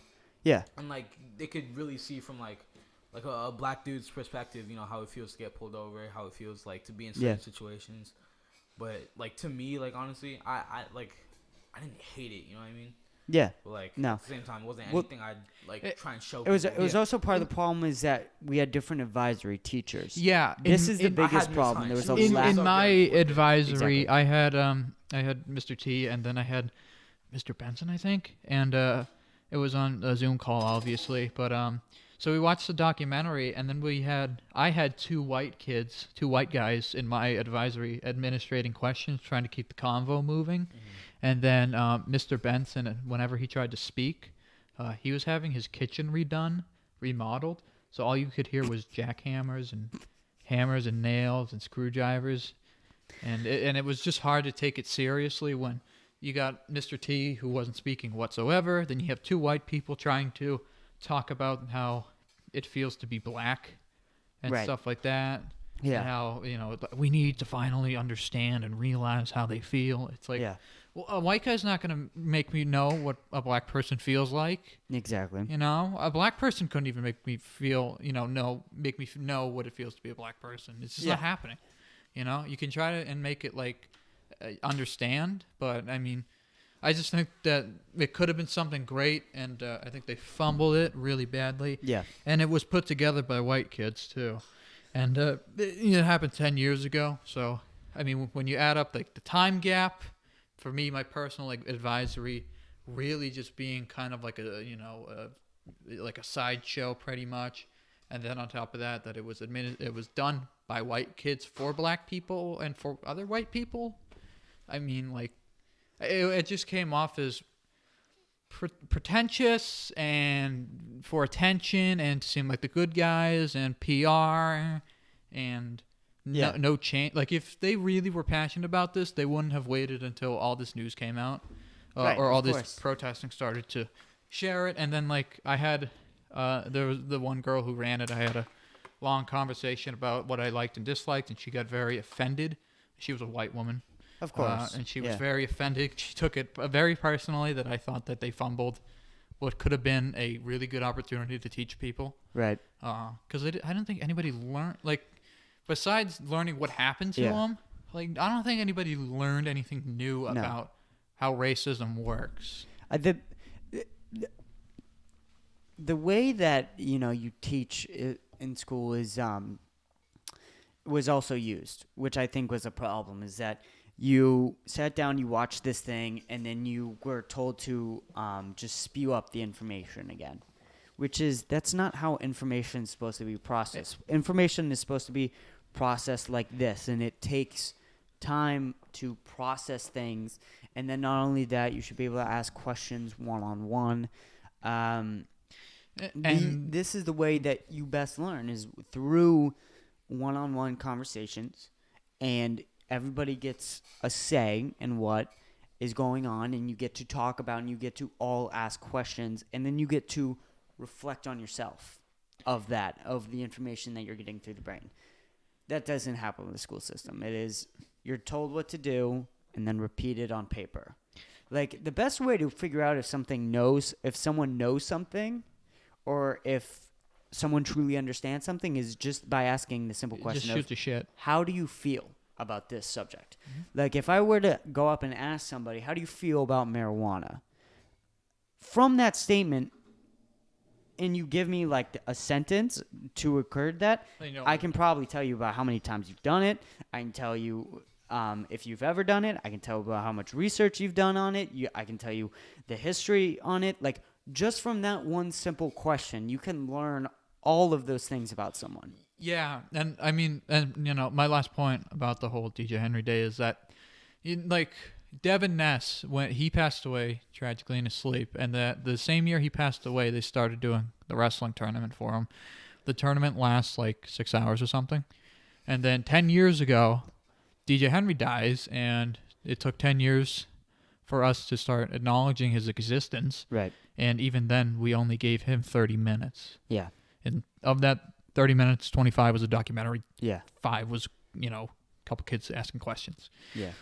It came off as very half-assed and not very good. Yeah. And then but I mean, the biggest thing for me easily still is that what do most of these why are most of these black killings justified? Why are these things happening still? Why are they being able to doing this? The biggest reason, easily, the war on drugs. 100%. That was the Breonna Taylor case. This is how DJ Henry was justified by his lawyer, by the cop, because DJ Henry had a fake ID on him. And that was George Floyd that was obviously that was on, why it was being justified in court. George Floyd was on fentanyl. Or it was on Yep, exactly. Yeah. So all of these things are the reason why these things are being justified in court. Yeah. Where's this propaganda being spreaded? Well, in the fucking schools. Yeah. And I think besides that, I think maybe the biggest reasoning is the fake supporters, the people who they say they want change, but they just want recognition. Exactly. Goes back to the Amazon, Jeff Bezos things of people complaining that Jeff Bezos isn't donating enough, but still order off of Amazon. If people really cared, if billionaires donated money, they would purchase from Microsoft because Bill Gates is like, I think he's donated the most money out of any person in American history. But instead, really? Yeah. He's donated so much money. Over Andrew Carnegie? Maybe not Andrew Carnegie, but like when it comes to like a guy who built like a company. Oh yeah. But like and like compare that to like anybody at Apple, they have not come even close. No. To that, but people don't buy. No. People don't buy Mac, or people buy MacBook Pros and iPhones and stuff. They don't buy Galaxies or Windows 10 and whatnot, even though if they did, they'd be supporting the people who actually give money away, but they'd rather have a better phone, better laptop than to give money to the guy who actually does give away a lot of money. Biggest thing. Right here. This is the biggest thing right here. 100%. Oh, okay. Ignore the FaceTime call. But biggest thing right here. Yeah. Built from slaves. That mined out of the oil in Africa and the metal from slave children. That's how we get all of our metal for our phones. And then iPhones are made in sweatshops. Exactly. And they have nets outside the buildings where iPhones are made. Yep. So if you jump out the window to try and kill yourself, you get caught in the net, and they can bring you back inside and you keep working. Yep. And it's like little kids. And yet everybody's freaking out over the next iPhone, the next Apple Watch, the next iPad, MacBook Pro, and they'll buy it and then they'll tweet on their iPhone, stop supporting these scumbags who are making this much money. I know. Yeah, exactly. I mean, that's easily the biggest thing. Donate that much. And that's what we got to be careful of. Steve Jobs didn't donate. I don't think he donated. Did he really even donate anything? We can look right now. I don't remember hearing him donating like a lot to anything, really, if anything. Did Steve Jobs die is the first thing that comes up on Google. Well, we all know he's kept on, kept on the cold. They froze him or something.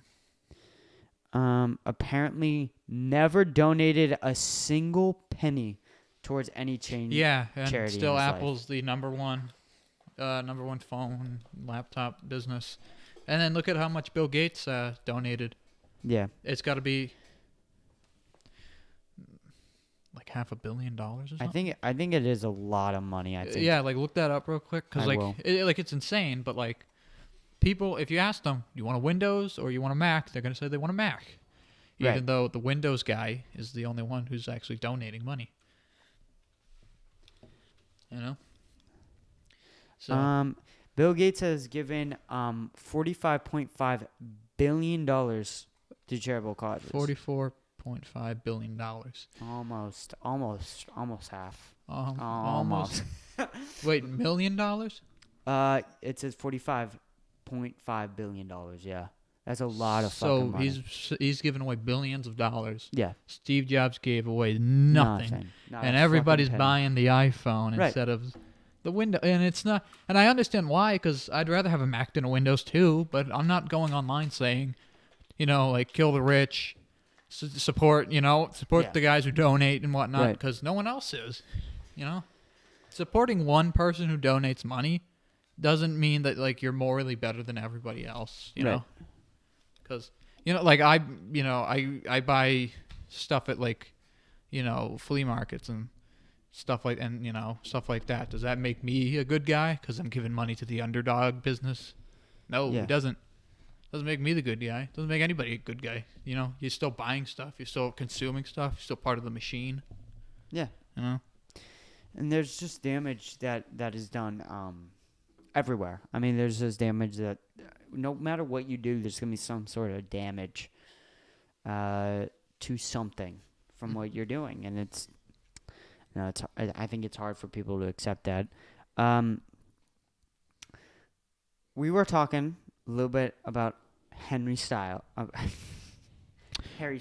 before we ended. I don't think we got down to the breakdown. I remember saying I was talking about like how he was like he posted like the picture of himself and he was wearing kind of like a flamboyant Prince-esque thing and with like a banana or something like that. And I mean I think we kind of like covered the whole thing, like just basically like if you treat something like it's a big deal, then you're making it seem like it's not the norm. Right. Yeah. And you should want that to be the norm. Well, I really wanted to drop this one-liner just before we go, or just before this ends. Is he on this new Instagram post? His caption is "Bring back manly men." That's his new fucking Instagram post. And to that I say, pull the fuck up, son. I take you down. I don't give a fuck how old I am or how tall you are. You fucking wearing shit like that, bro. Pull the fuck up. Well, obviously I'm joking, but like I don't. What? Why are we doing this? I don't get the. So he posts a picture of himself wearing that outfit, and then he says, "Bring manly men back." So that indicates. So now that's indicating that if you don't dress like that, you're not manly.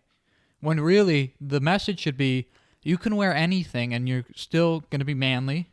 You can wear anything. You're still gonna be, feminine. Or you can wear whatever you want. You'll still be masculine. What I don't understand if you keep saying like this is manly, this is not manly, this is how you should dress, this is not how you should dress. Yeah. Then you just constantly, constantly contradicting yourself, and it means that whatever activism you're doing about it is completely undermined by the idea of not only is wearing a dress manly, but now not wearing a dress isn't manly, when it should be wearing a dress or whatever you want's manly, and then wearing a t-shirt and jeans is manly. I don't understand like what the whole deal was with that, with like the manly thing, because my understanding of manly is like you're strong, right? You're a pretty big, strong guy.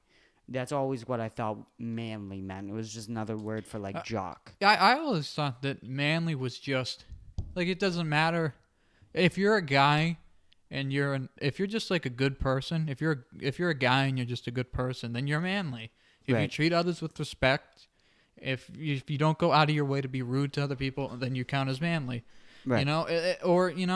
And women, it's feminine to be nice if you're a woman. It's masculine to be nice if you're a guy. My biggest thing is like if you're a dude and you act more feminine, why is it not okay to just be called a feminine dude? Like, I think because people, in their skewed attempt at activism, they've undermined their entire activism, because now they're making it seem like the word feminine is bad. Right. Like if a guy wears a dress and he's called feminine, that's a bad thing. But he is. But I don't have a problem with that. Like if you're doing something that most girls do, and that's feminine, and then you're a dude who does those, I guess, girly things, if you're just more of a feminine dude and that makes you happy, there's nothing wrong with that. I think if you yourself come out and say, yeah, I'm more of a feminine, how do you say it? Feminine. Yeah, if you're more of that than masculine, then we'll call you feminine. And vice versa. If you say that you're more masculine, we'll call you more masculine. Right. We'll in our minds, we'll register you as a masculine person. Like, and I think it comes with like the whole like we're not calling men anymore. We're calling them males. It's like, well, no. What the fuck does that even mean? Any term that has to do with being a man or a woman, they shouldn't have any. There shouldn't be any. Bad. Negative connotations. Yeah, there shouldn't be a negative connotation about it. It being anything that has to do with male or female, anything that has to do with being straight or gay, anything that has to do with being, white or black or Asian or there shouldn't be negative connotations to anything like that. What I don't understand is like the masculine thing is like, oh, like he'll wear a dress and he doesn't work out and he has noodle arms, but he's so masculine. Then what the fuck is Dwayne "The Rock" Johnson? Well, what is he? If someone who is skinny armed wears dresses is masculine, what the fuck is Dwayne "The Rock" Johnson? Well, okay, because so the biggest thing is that people like that who call themselves masculine.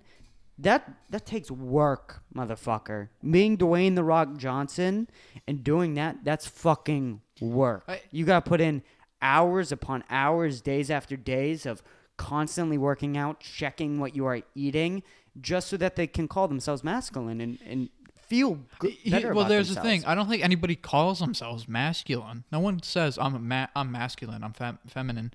I think really, instead of saying like it's impressive for a guy to wear a dress, and you could be manly wearing a dress. I think you should just, come out and say, if you see someone who you think is more feminine than than masculine, just like I think it's the real problem is the derogatory terms not us but people will use. They'll use homophobic slurs. They'll use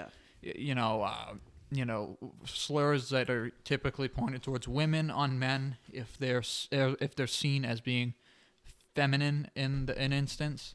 So because like Dwayne "The Rock" Johnson, he doesn't refer to himself as manly. No, no one does. No guy says I'm manly, and no woman says I'm feminine or whatever. It's just not something you commonly would say. Yeah, and so I think the main issue is. There's no problem with a guy wearing a dress. There's no problem with a guy wearing jeans and a shirt. Either. There's no problem. It doesn't matter what you dress as. It doesn't matter what your gender is. It doesn't matter if you're masculine or feminine.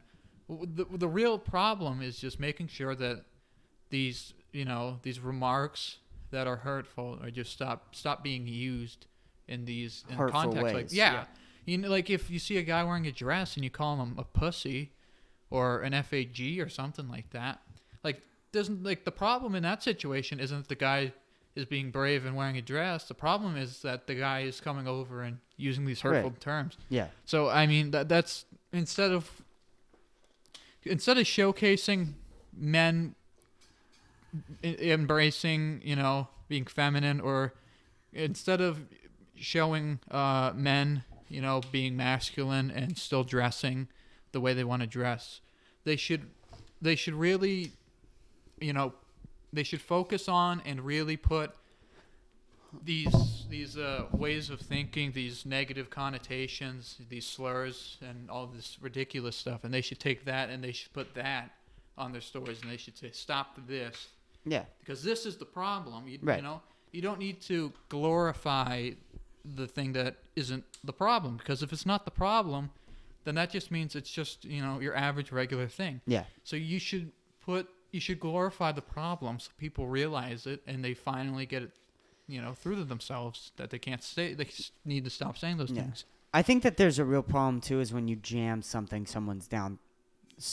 When you jam something down someone's throat, like when you just keep shoving it in their throat, like this is the problem, this is it, this one needs to be fixed, blah blah blah. There's gonna be hatred and pushback from that would not be there if it wasn't shoved down the throat in the first place.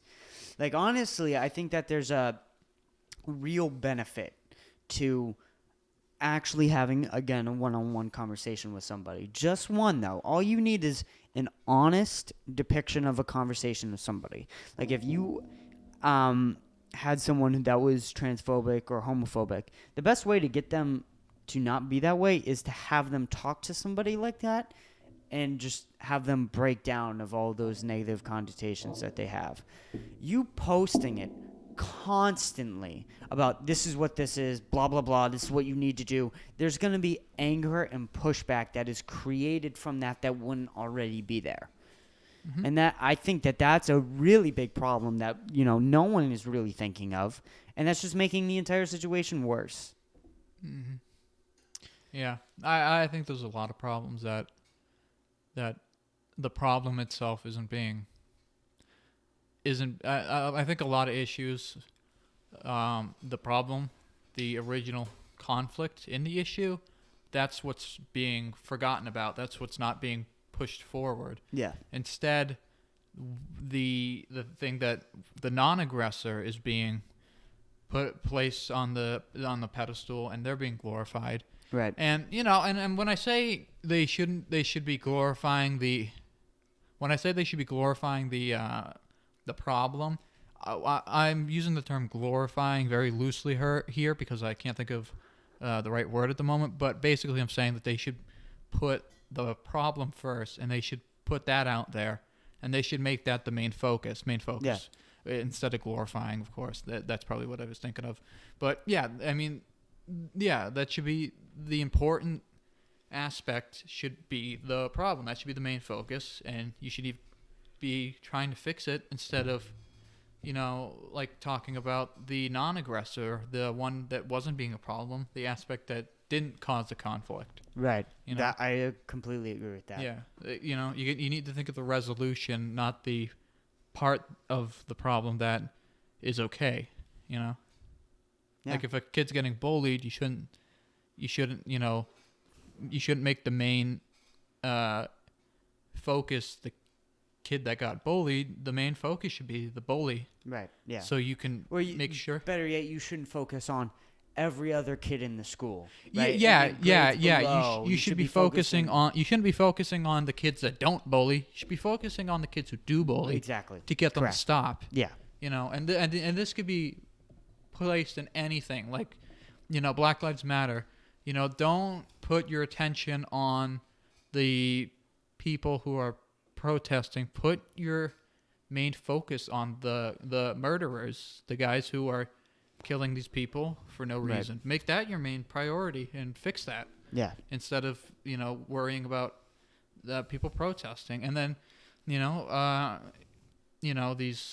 these whole, masculine versus feminine things. Don't focus on the what the person did that made them more masculine or more feminine. Focus on the negative connotations that are coming along with the term feminine and masculine instead. Yeah, I agree. Mm-hmm. Well, how much time have we got? Well, we had an hour and 16 plus the 30 minutes, so we're about an hour and 46 minutes in. That's nothing. Yeah. Nothing? Nothing. Nothing.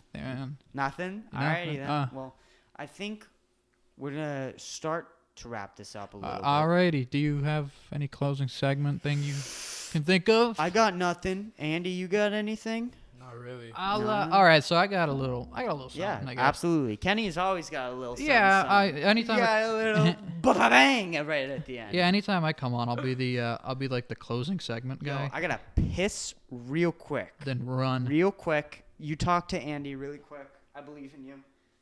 Yeah, don't worry. You had to piss, and yet you're grabbing a drink. Dude, and you're going to the bathroom with a soda.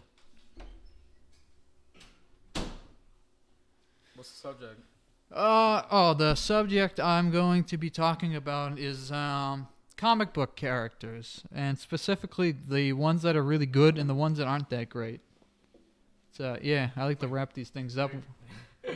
I like to wrap it up with like a comic or a movie or a TV show, talking about stuff like that. Yeah. So yeah, I wrote down a list of the top 50 comic characters of all time. So I just have 50 names, and I'll rattle them off, and then if there's any that seem out of place, we'll talk about it. And if there seems any that I've forgotten that you want to bring up, we'll mention them. And just a quick closing thing. And Chris is back. Alrighty, then we are back, ladies and gentlemen. We are back for business. So, talking about comic book characters. Yep. So I wrote down a list of top 50 comic book characters. I was thinking it'd be fun if I just rattled them off, and if you think that any of them shouldn't be on the top 50, tell me. And if you think that I missed one that should be on there, tell me. Oh, yeah. It's just a quick little discussion. So I'm a let's get this out of the way. I'm not the biggest comic book fan. Yeah, it's just superheroes pretty much. Of course, yeah. I like superheroes though. There's some real good superheroes. I'm not a big fan of the MCU, but comic books those are movies tight. got boring. Tight. T-I. Let's get that out of the way, Andy. Your experiences with superheroes, real quick. You like them? You know, everyone loved superheroes as a kid. You know? Of course. So I've seen plenty of videos. I think like I have a pretty good knowledge on superheroes. Alrighty, so we're well educated for this conversation. Then all right, number 50. I have Detective Bullock from Batman. Detective Is this Bullock? like ranked too? Yeah. So Detective Bullock is Commissioner Gordon's partner. In crime. I don't know him. Yeah. So number 49, Venom. 49? Yeah, 49. What are your favorite Venom things? What's your best portrayal of Venom? Best portrayal of Venom is Todd McFarlane's run. Yeah? Yeah, because he created the character, so he just knows them the best. Nice. 48, Kingpin. I just really like Kingpin. I think he's always been pretty good in the comics and cartoons, but movies and TV he's been great. Into the Spider-Verse, that was a classic. Daredevil, awesome. And the Daredevil movie where he was played by I forget his name, but Spider-Man game. The first Spider-Man game, he was the first boss. Oh yeah. Spider-Man PS4, yeah. But okay. 47, I put Superman. 47. Bro. I don't like Superman all that much, and That's very controversial. But I was like, I have to put him on there somewhere. Yeah. So, okay, number 46, Dr. Manhattan, from Watchmen, of course. He's awesome. Mm-hmm. 45, Batgirl. You know, pretty self-explanatory. Yeah, Cool. Solid. 44, Luke Cage. I really like Luke Cage. 44. Yeah, I was gonna put him higher, but I'm I just so excited to see your top 10. Yeah. Did you like the Netflix adaptation? Yeah, I thought that Mike Colt played him awesome on his own show, and then in Jessica Jones, he was really good. 43, Deadman. I like him a lot. 42, Huntress. 41, Moon Knight. Number 40, Wonder Woman. 39, Flash. 38, Green Lantern. Jon Stewart, the Black Green Lantern. I've always just preferred him. I thought he was funnier. Yeah. And just, 37, Doc Ock. 36, Mr. Bloom. He's a rather new Batman villain. He's basically Slender Man mixed with, like, a flower. Huh. Yeah, I'll show you a picture later, but okay. you'll How think new he's is he? cool. He's really powerful. He showed up in the New 52 in 2012, 13? Okay. So he's pretty recent. 35, Alfred. 34, Commissioner Gordon. 33 is probably the most controversial one. I put Spider-Man. Oh, 33. 33. I thought that was Very top tough for 10. top 10. I thought that was top 10 for sure. Yeah, I did too, but I mean, this is... Because this isn't just heroes, this is villains too. So. Right, yeah, no, for sure. 32, Animal Man, a pretty unknown one. Basically, if he touches an animal, he gains their powers. So there was one scene where he had... Knock off Beast Boy. No. He doesn't turn into them. He gets their powers. Oh, but it stays in human form. Yeah, so That's like pretty there was sick. one scene where he got his limbs cut off, and he touched a nearby insect that can grow its limbs back. Does he retain their powers or like? He keeps them until he touches another one. Okay. Oh. Yep. So what? When he got his limbs cut off, did he just like? He touched waddled over a there? nearby insect with his like face that was able to regenerate legs, and so all of his limbs grew back. Nice. Clean. Okay, 31. Harley Quinn. I like her, but her Over recent Spider-Man? adaptation. What? Over Spider-Man? Here's the thing. I was going to say Spidey's better. However, I went with Harley just because I feel like, and it was only because I was more familiar with Harley as a kid as opposed to Spider-Man. Yeah, So I was always a DC kid. All right. So, but don't worry. There's still some. There's a couple of really good ones up here. So 30, Black Mask. He's a pretty obscure Batman villain, but I really like him. I think he's cool. He's just a good mob boss to have around. Okay. 29, The Question. I believe it's the second highest selling DC comic book of all time. He's basically a conspiracy theorist guy. He wears a blue suit and he wears a mask over his face that hides all of his features on his face, so it looks like he has no face. Okay. And he's The Question. 28, The Flash. Pretty self-explanatory. I really like him. 27, I feel like I put him a little low, but I'll keep him there. I went with Wolverine. Okay. I like Wolverine. I love Wolverine. Yeah, I mean, you can't. There's not much to say. He's just an overall good character. 26, Rorschach. He's just a really weird, complex character. Yeah. But I think he works. 25. Here's like where it really gets good. 25 is Green Arrow. I love Green Arrow. Okay.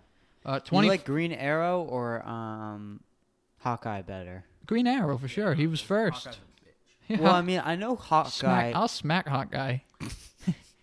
I know Hawkeye. You mean the worst Avenger versus like top 7 Justice League member? Well, wait, isn't Hawkeye like pretty good in the comics? He's okay in the comics. I thought he was a lot better in the comics. I thought he was. Oh Kind of yeah, he's better badass in the comics, but I mean, Green Arrow in the comics is much better than Hawkeye in the comics. Oh really? Green Arrow on TV is much better than Hawkeye on TV. Okay. Yeah. Okay. If the MCU Hawkeye and like the DC like real life like the CW. adaptations, yeah, the CW. Yeah, Stephen Yeah, no, Amell. Hawkeye would get shit on. Yeah. He would get his ass whooped, I man. thought you would bring some intel comment on Hawkeye there, because I know. Well, Hawkeye originally started out as a bad guy in the comics. Oh really? Yeah, he was originally an Avengers bad guy, but after he was defeated a few times, Yeah. they pretty much said, "Look, you got a lot of potential. Why not give up the life of crime and join us, and you can be a hero for once?" And so that's how he kind of became to be. Green Arrow, on the other hand, started out as pretty much Robin Hood almost. That was his thing, except he wouldn't. Instead of giving to like a small village, he would defeat these corrupt businessmen, and he'd give the money back to the city. Okay, that sounds awesome. Never mind. Okay, Hawkeye. number 24, Carnage. He's great. Yeah.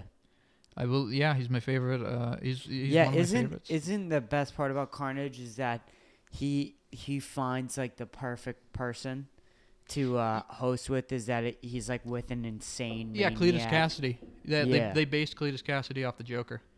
So so if you look at a picture of him, he's literally pretty much the Joker, just with normal skin color and Right. ginger hair. 23, Red Hood. 22, Nightwing. I love Nightwing. Nightwing is He was the first Robin. Is it Dick Grayson? Yep. Yeah. Number 21, Dr. Fate. Dr. Fate's dirty. He's great. He's great. He's a cool guy. So cool. 20, Hellboy. I love Hellboy. oh yeah. 19. What is the purpose of Hellboy? Like, I know who Hellboy is, but like the purpose? like you of just him? said, like he's Green he's like this angel of hell almost, a hell spawn. Arrow. Oh, okay. But he was found in World War II, I believe, yeah. and he was raised, and his destiny is to bring upon Armageddon, but he chooses not to. Right. So Yeah. whenever his horns are very long, that's like the signal of he's going to begin the apocalypse. That's why he makes sure to break them off and cut them down to symbolize that he's good. He's not going to do that at all, Oh, that sounds pretty cool. Mm-hmm. Number 19 is Mr. Freeze. Yeah, he's badass. Number 18, Gambit. I like Gambit a lot. I think he's really cool. I don't know much about Gambit. He's really he's with Rogue in X-Men, and Okay. the thing is, if Gambit were to touch Rogue, I believe Gambit would die or Rogue would die. One of them would die if they touched, just because of their powers. So and they're in love. They're a thing, but they can't touch each other ever. If they make contact, one of them dies. I remember that in the X-Men, I think. Yeah, and he's I mean, it's just a really good story. Number 17, the Penguin. Okay. Number 16, the Riddler. Oh. Number 15, the Crow. Number 14, Scarecrow. Yeah, Scarecrow's badass. Yeah. Number 13, Swamp Thing. Number 12, Spawn. Number 11, Ghost Rider, Johnny Blaze. Number 10, Jessica Jones. Number 9, and I believe this is my last Marvel hero. Number 9 is Daredevil. Okay. Yeah. Badass. Number 8, John Constantine. Number 7, the Purple Man. Who's the Purple Man? Purple Man is also known as Kilgrave. He has purple skin in the comics, and he often wears a purple suit, and he has the ability to make you do whatever he tells you to. Ooh. So if he tells you to screw yourself, you're going to have to screw yourself. Right. Number 6, Mad Hatter. Okay. Number 5, the Joker. Number 4. 5. Number okay. 4, yeah. I'm paying attention for this top 5. We're going to break it down. 5, Joker. 4, Batman Beyond, 4? Terry McGinnis. Okay. Number 3, Batman. Who's Batman? Batman is number 4 as Terry McGinnis. Oh, okay. Number 3 is Batman Bruce Wayne. So 2 I different didn't know Batmans. that there was 2 Batmans. Number 2, Death. And Who's Death? Death is the living embodiment of Death. She's the angel She was of Death. she was in Thor, wasn't she? No, she is a DC villain. Or not a villain, DC hero. Oh, okay. Yeah, okay. she's part of the Endless, which is a group of immortal beings that have existed since the end of time. Okay. And and they each have their role, and her role is to guide those to death. And number 1 is Dream, also known as the Sandman, and he's the Lord of Dreams. And and he's part of the Endless as well. He's the older brother to Death. I've never heard of Endless. Is it one of your favorite comics? Endless isn't the name of the comic. The name of the comic is The Sandman. It's by Neil Gaiman, who wrote Coraline and the Graveyard Book. Oh, shit. Yes, Good Omens as well. I might have to check that out sometime. Yeah, The Sandman is the greatest comic ever written, by far. All of it's great, and Death is awesome, and then the Endless has Death, Dream, Desire, Destruction, and who was the last one? Dignity, maybe, something like that. Mm-hmm. So they all start with like the letter D. But they're a great group. Notable people I left out. I wrote also down. I said no Iron Man, just because Iron Man in the comics is just terrible. He's just not a good character. Yeah, I've heard that.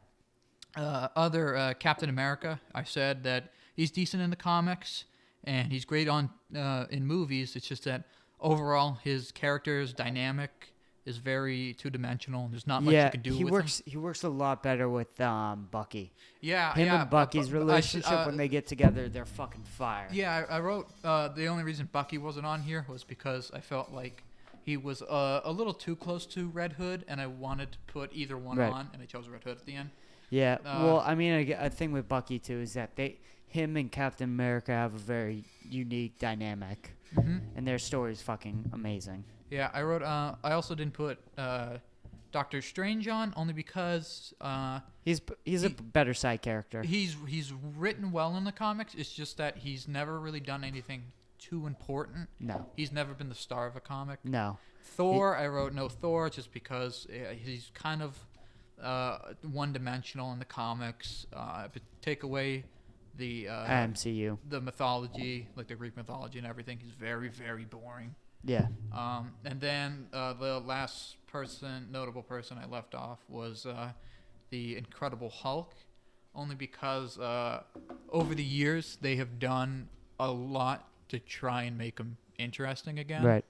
And same thing in the movies, but the fact of the matter is his character really should always stick to the original. He gets angry, he becomes the Hulk. He doesn't want to be the Hulk. He wants to be Bruce Banner. Bruce Banner's the shy, calm guy who likes the girl, But Right. they keep, it's the whole Smart Hulk, Gray Hulk, Gladiator Hulk, Yeah. Red Hulk. I mean, there's just so many, and I think the Gladiator Hulk is actually really interesting. Yeah, I like the Gladiator Hulk. It's just that, especially in the MCU, like they really didn't have it long enough. No. I would have preferred if he was a gladiator. I would have preferred he's the gladiator the whole Thor Ragnarok, and when he comes back to Earth, he's still the Gladiator Hulk. Right. And then like maybe at the end of Infinity War, or maybe in Endgame, he just goes back to being the regular Hulk, or he becomes like this, the super angry Hulk or something like that. Yeah. The whole Smart Hulk thing didn't work for me in the movie. The whole I can't become Hulk in Infinity War. Was And people keep saying that they want a movie of the Hulk. I don't think they can do a movie of the Hulk just because the character has gone from being the most powerful Avenger to comic relief. Yeah. Like they give more screen time to Hawkeye than Hulk. So there's nothing much to do with the Hulk anymore because they've told every story except a classic story. Yeah. Like that's the only thing they haven't told is like a really classic, comic book inspired Hulk story. And I think it's because move closer a little bit, Kenny. And I think they haven't done that because they think that people will find the Hulk too bland or something. Yeah. But and I get that because like the Thor movie, Thor 1 and 2, that was more straightforward Thor, and he was very bland and boring. So they made him comedic relief, and he works better. But they made the Hulk comedic relief, and he works pretty bad. And then Smart Hulk's awful, and he's gonna be Smart Hulk for like a while, I think. And and I don't really care. I don't watch them, the MCU movies. Yeah. I'm not watching Black Widow, whatever. I'm not watching the Hawkeye show, the Vision TV show, the Bucky show. I'm not going to watch any of them. Yeah. It's because I can already tell it's going to be, too much content. Too much. Yeah, it's good. Yeah, that too. That's kind of why I like the whole year, the 2020 year for Disney and Marvel is that, and Star Wars is that they had to take a break. And right. And it gave time for DC to release a couple movies. Right. And let those movies actually kind of grow. And then Star Wars, they just said, all right, we'll do a TV show. And now The Mandalorian's like the biggest Star Wars property since the original trilogy. And I haven't watched it, but I've seen it. It's really good TV. Yeah. It's just really good. Yeah. Yeah. It's so much better than any movie they've made since 2005. Good. Yeah. And it's because J.J. Abrams isn't around to fuck it up. He fucking sucks, by the way. Yeah, he's so bad. Him and the prick who did Last Jedi, I hate too. What has J.J. Abrams done? J.J. Abrams has fucked up a couple of franchises. Didn't he fuck up Star Trek? Yeah, he did. Rian Johnson directed The Last Jedi, and I believe he also did Rise of Skywalker. And he is the fucking worst director. Look at this picture. He even looks like a fucking... Dude, Rian Johnson... Look at this fucking picture, dude. Yeah, can you come over and look at that? Oh, God. I hate you. Dude, he's in the latest Lego Star Wars game they made, which was like 2015. You can unlock J.J. Abrams in it. It's so fucking stupid. No, but like Rian Johnson... He's like... He directed the movie Looper, I think. And that was it. And then they gave him Star Wars. And then he brought in the magical, I can bring people back to life now. And the Force is, it's not really a thing, but it is a thing. Or, ghosts are, they can, clones are a thing. And the essence of humans can go into clones and stuff. Yeah. And Palpatine in this movie was a clone. No, he was a clone in the original movies. No, he was a clone in the prequels. And then he was a different clone in the sequel trilogy, but the guy that we see in the newest trilogy is there's a bunch of bullshit that no one cares about. And then, he kills off like the only interesting character, Kylo. I mean, he's like, oh, yay, Star Wars is saved. I don't know. He did Men in Black International. Yeah, I did a review on that movie on my channel a couple years back. Is that the one with Chris terrible. Hemsworth and the annoying chick in it? Yeah. She is just... They could have gotten such a better actress for that. Yeah, no, they could have. They, like, that dynamic could have worked. Like, you have, like, the straight-laced woman, and then you kind of have, like, the sleazy kind of goofy, but at the same time can get down to business type guy. They could have done that story in a Men in Black setting easily if they didn't get Chris Hemsworth and the other guy or the other woman, whatever. So, and then he did all the Cloverfield movies, I think. I think it says he did all the Cloverfield movies. Which Those one? are pretty good, actually, though. It's just weird. There was one good one, and then there was a couple. Did you watch 10 Cloverfield Lane? I watched that the other day. I thought it was okay. Yeah, that one was pretty good. It's the sequels are terrible. Yeah, I haven't seen his sequels. Yeah, sequels are bad. I watched one sequel and was like, I'm good. Oh, that sucks. Yeah, they make too many sequels anyways now. Yeah, of course. Everything's a remake and a sequel, and I wish, more original stuff. That's why I hope they don't make sequels to the Joker movie. Yeah. It's just not necessary. If you do make a sequel, it should just be a Batman movie with that Joker in it. I also like, they didn't, there are no sequels for some horror movies. Like with horror movies, they kind of got it where like they already kind of tried sequels with horror movies and they all suck. Yeah, if they did like Get Out 2, it wouldn't work. No. No. Because it would just completely ruin the ending of the movie. Right, exactly. Sometimes a sequel's fine. Like Doctor Sleep was great. Doctor Sleep was a great example of, like, it felt like The Shining, but it wasn't The Shining. It felt like The Shining, but you never were like, this is a Shining ripoff. You knew that this was just set in that universe, but it was a completely different story, and it was done by Mike Flanagan, who did the haunting of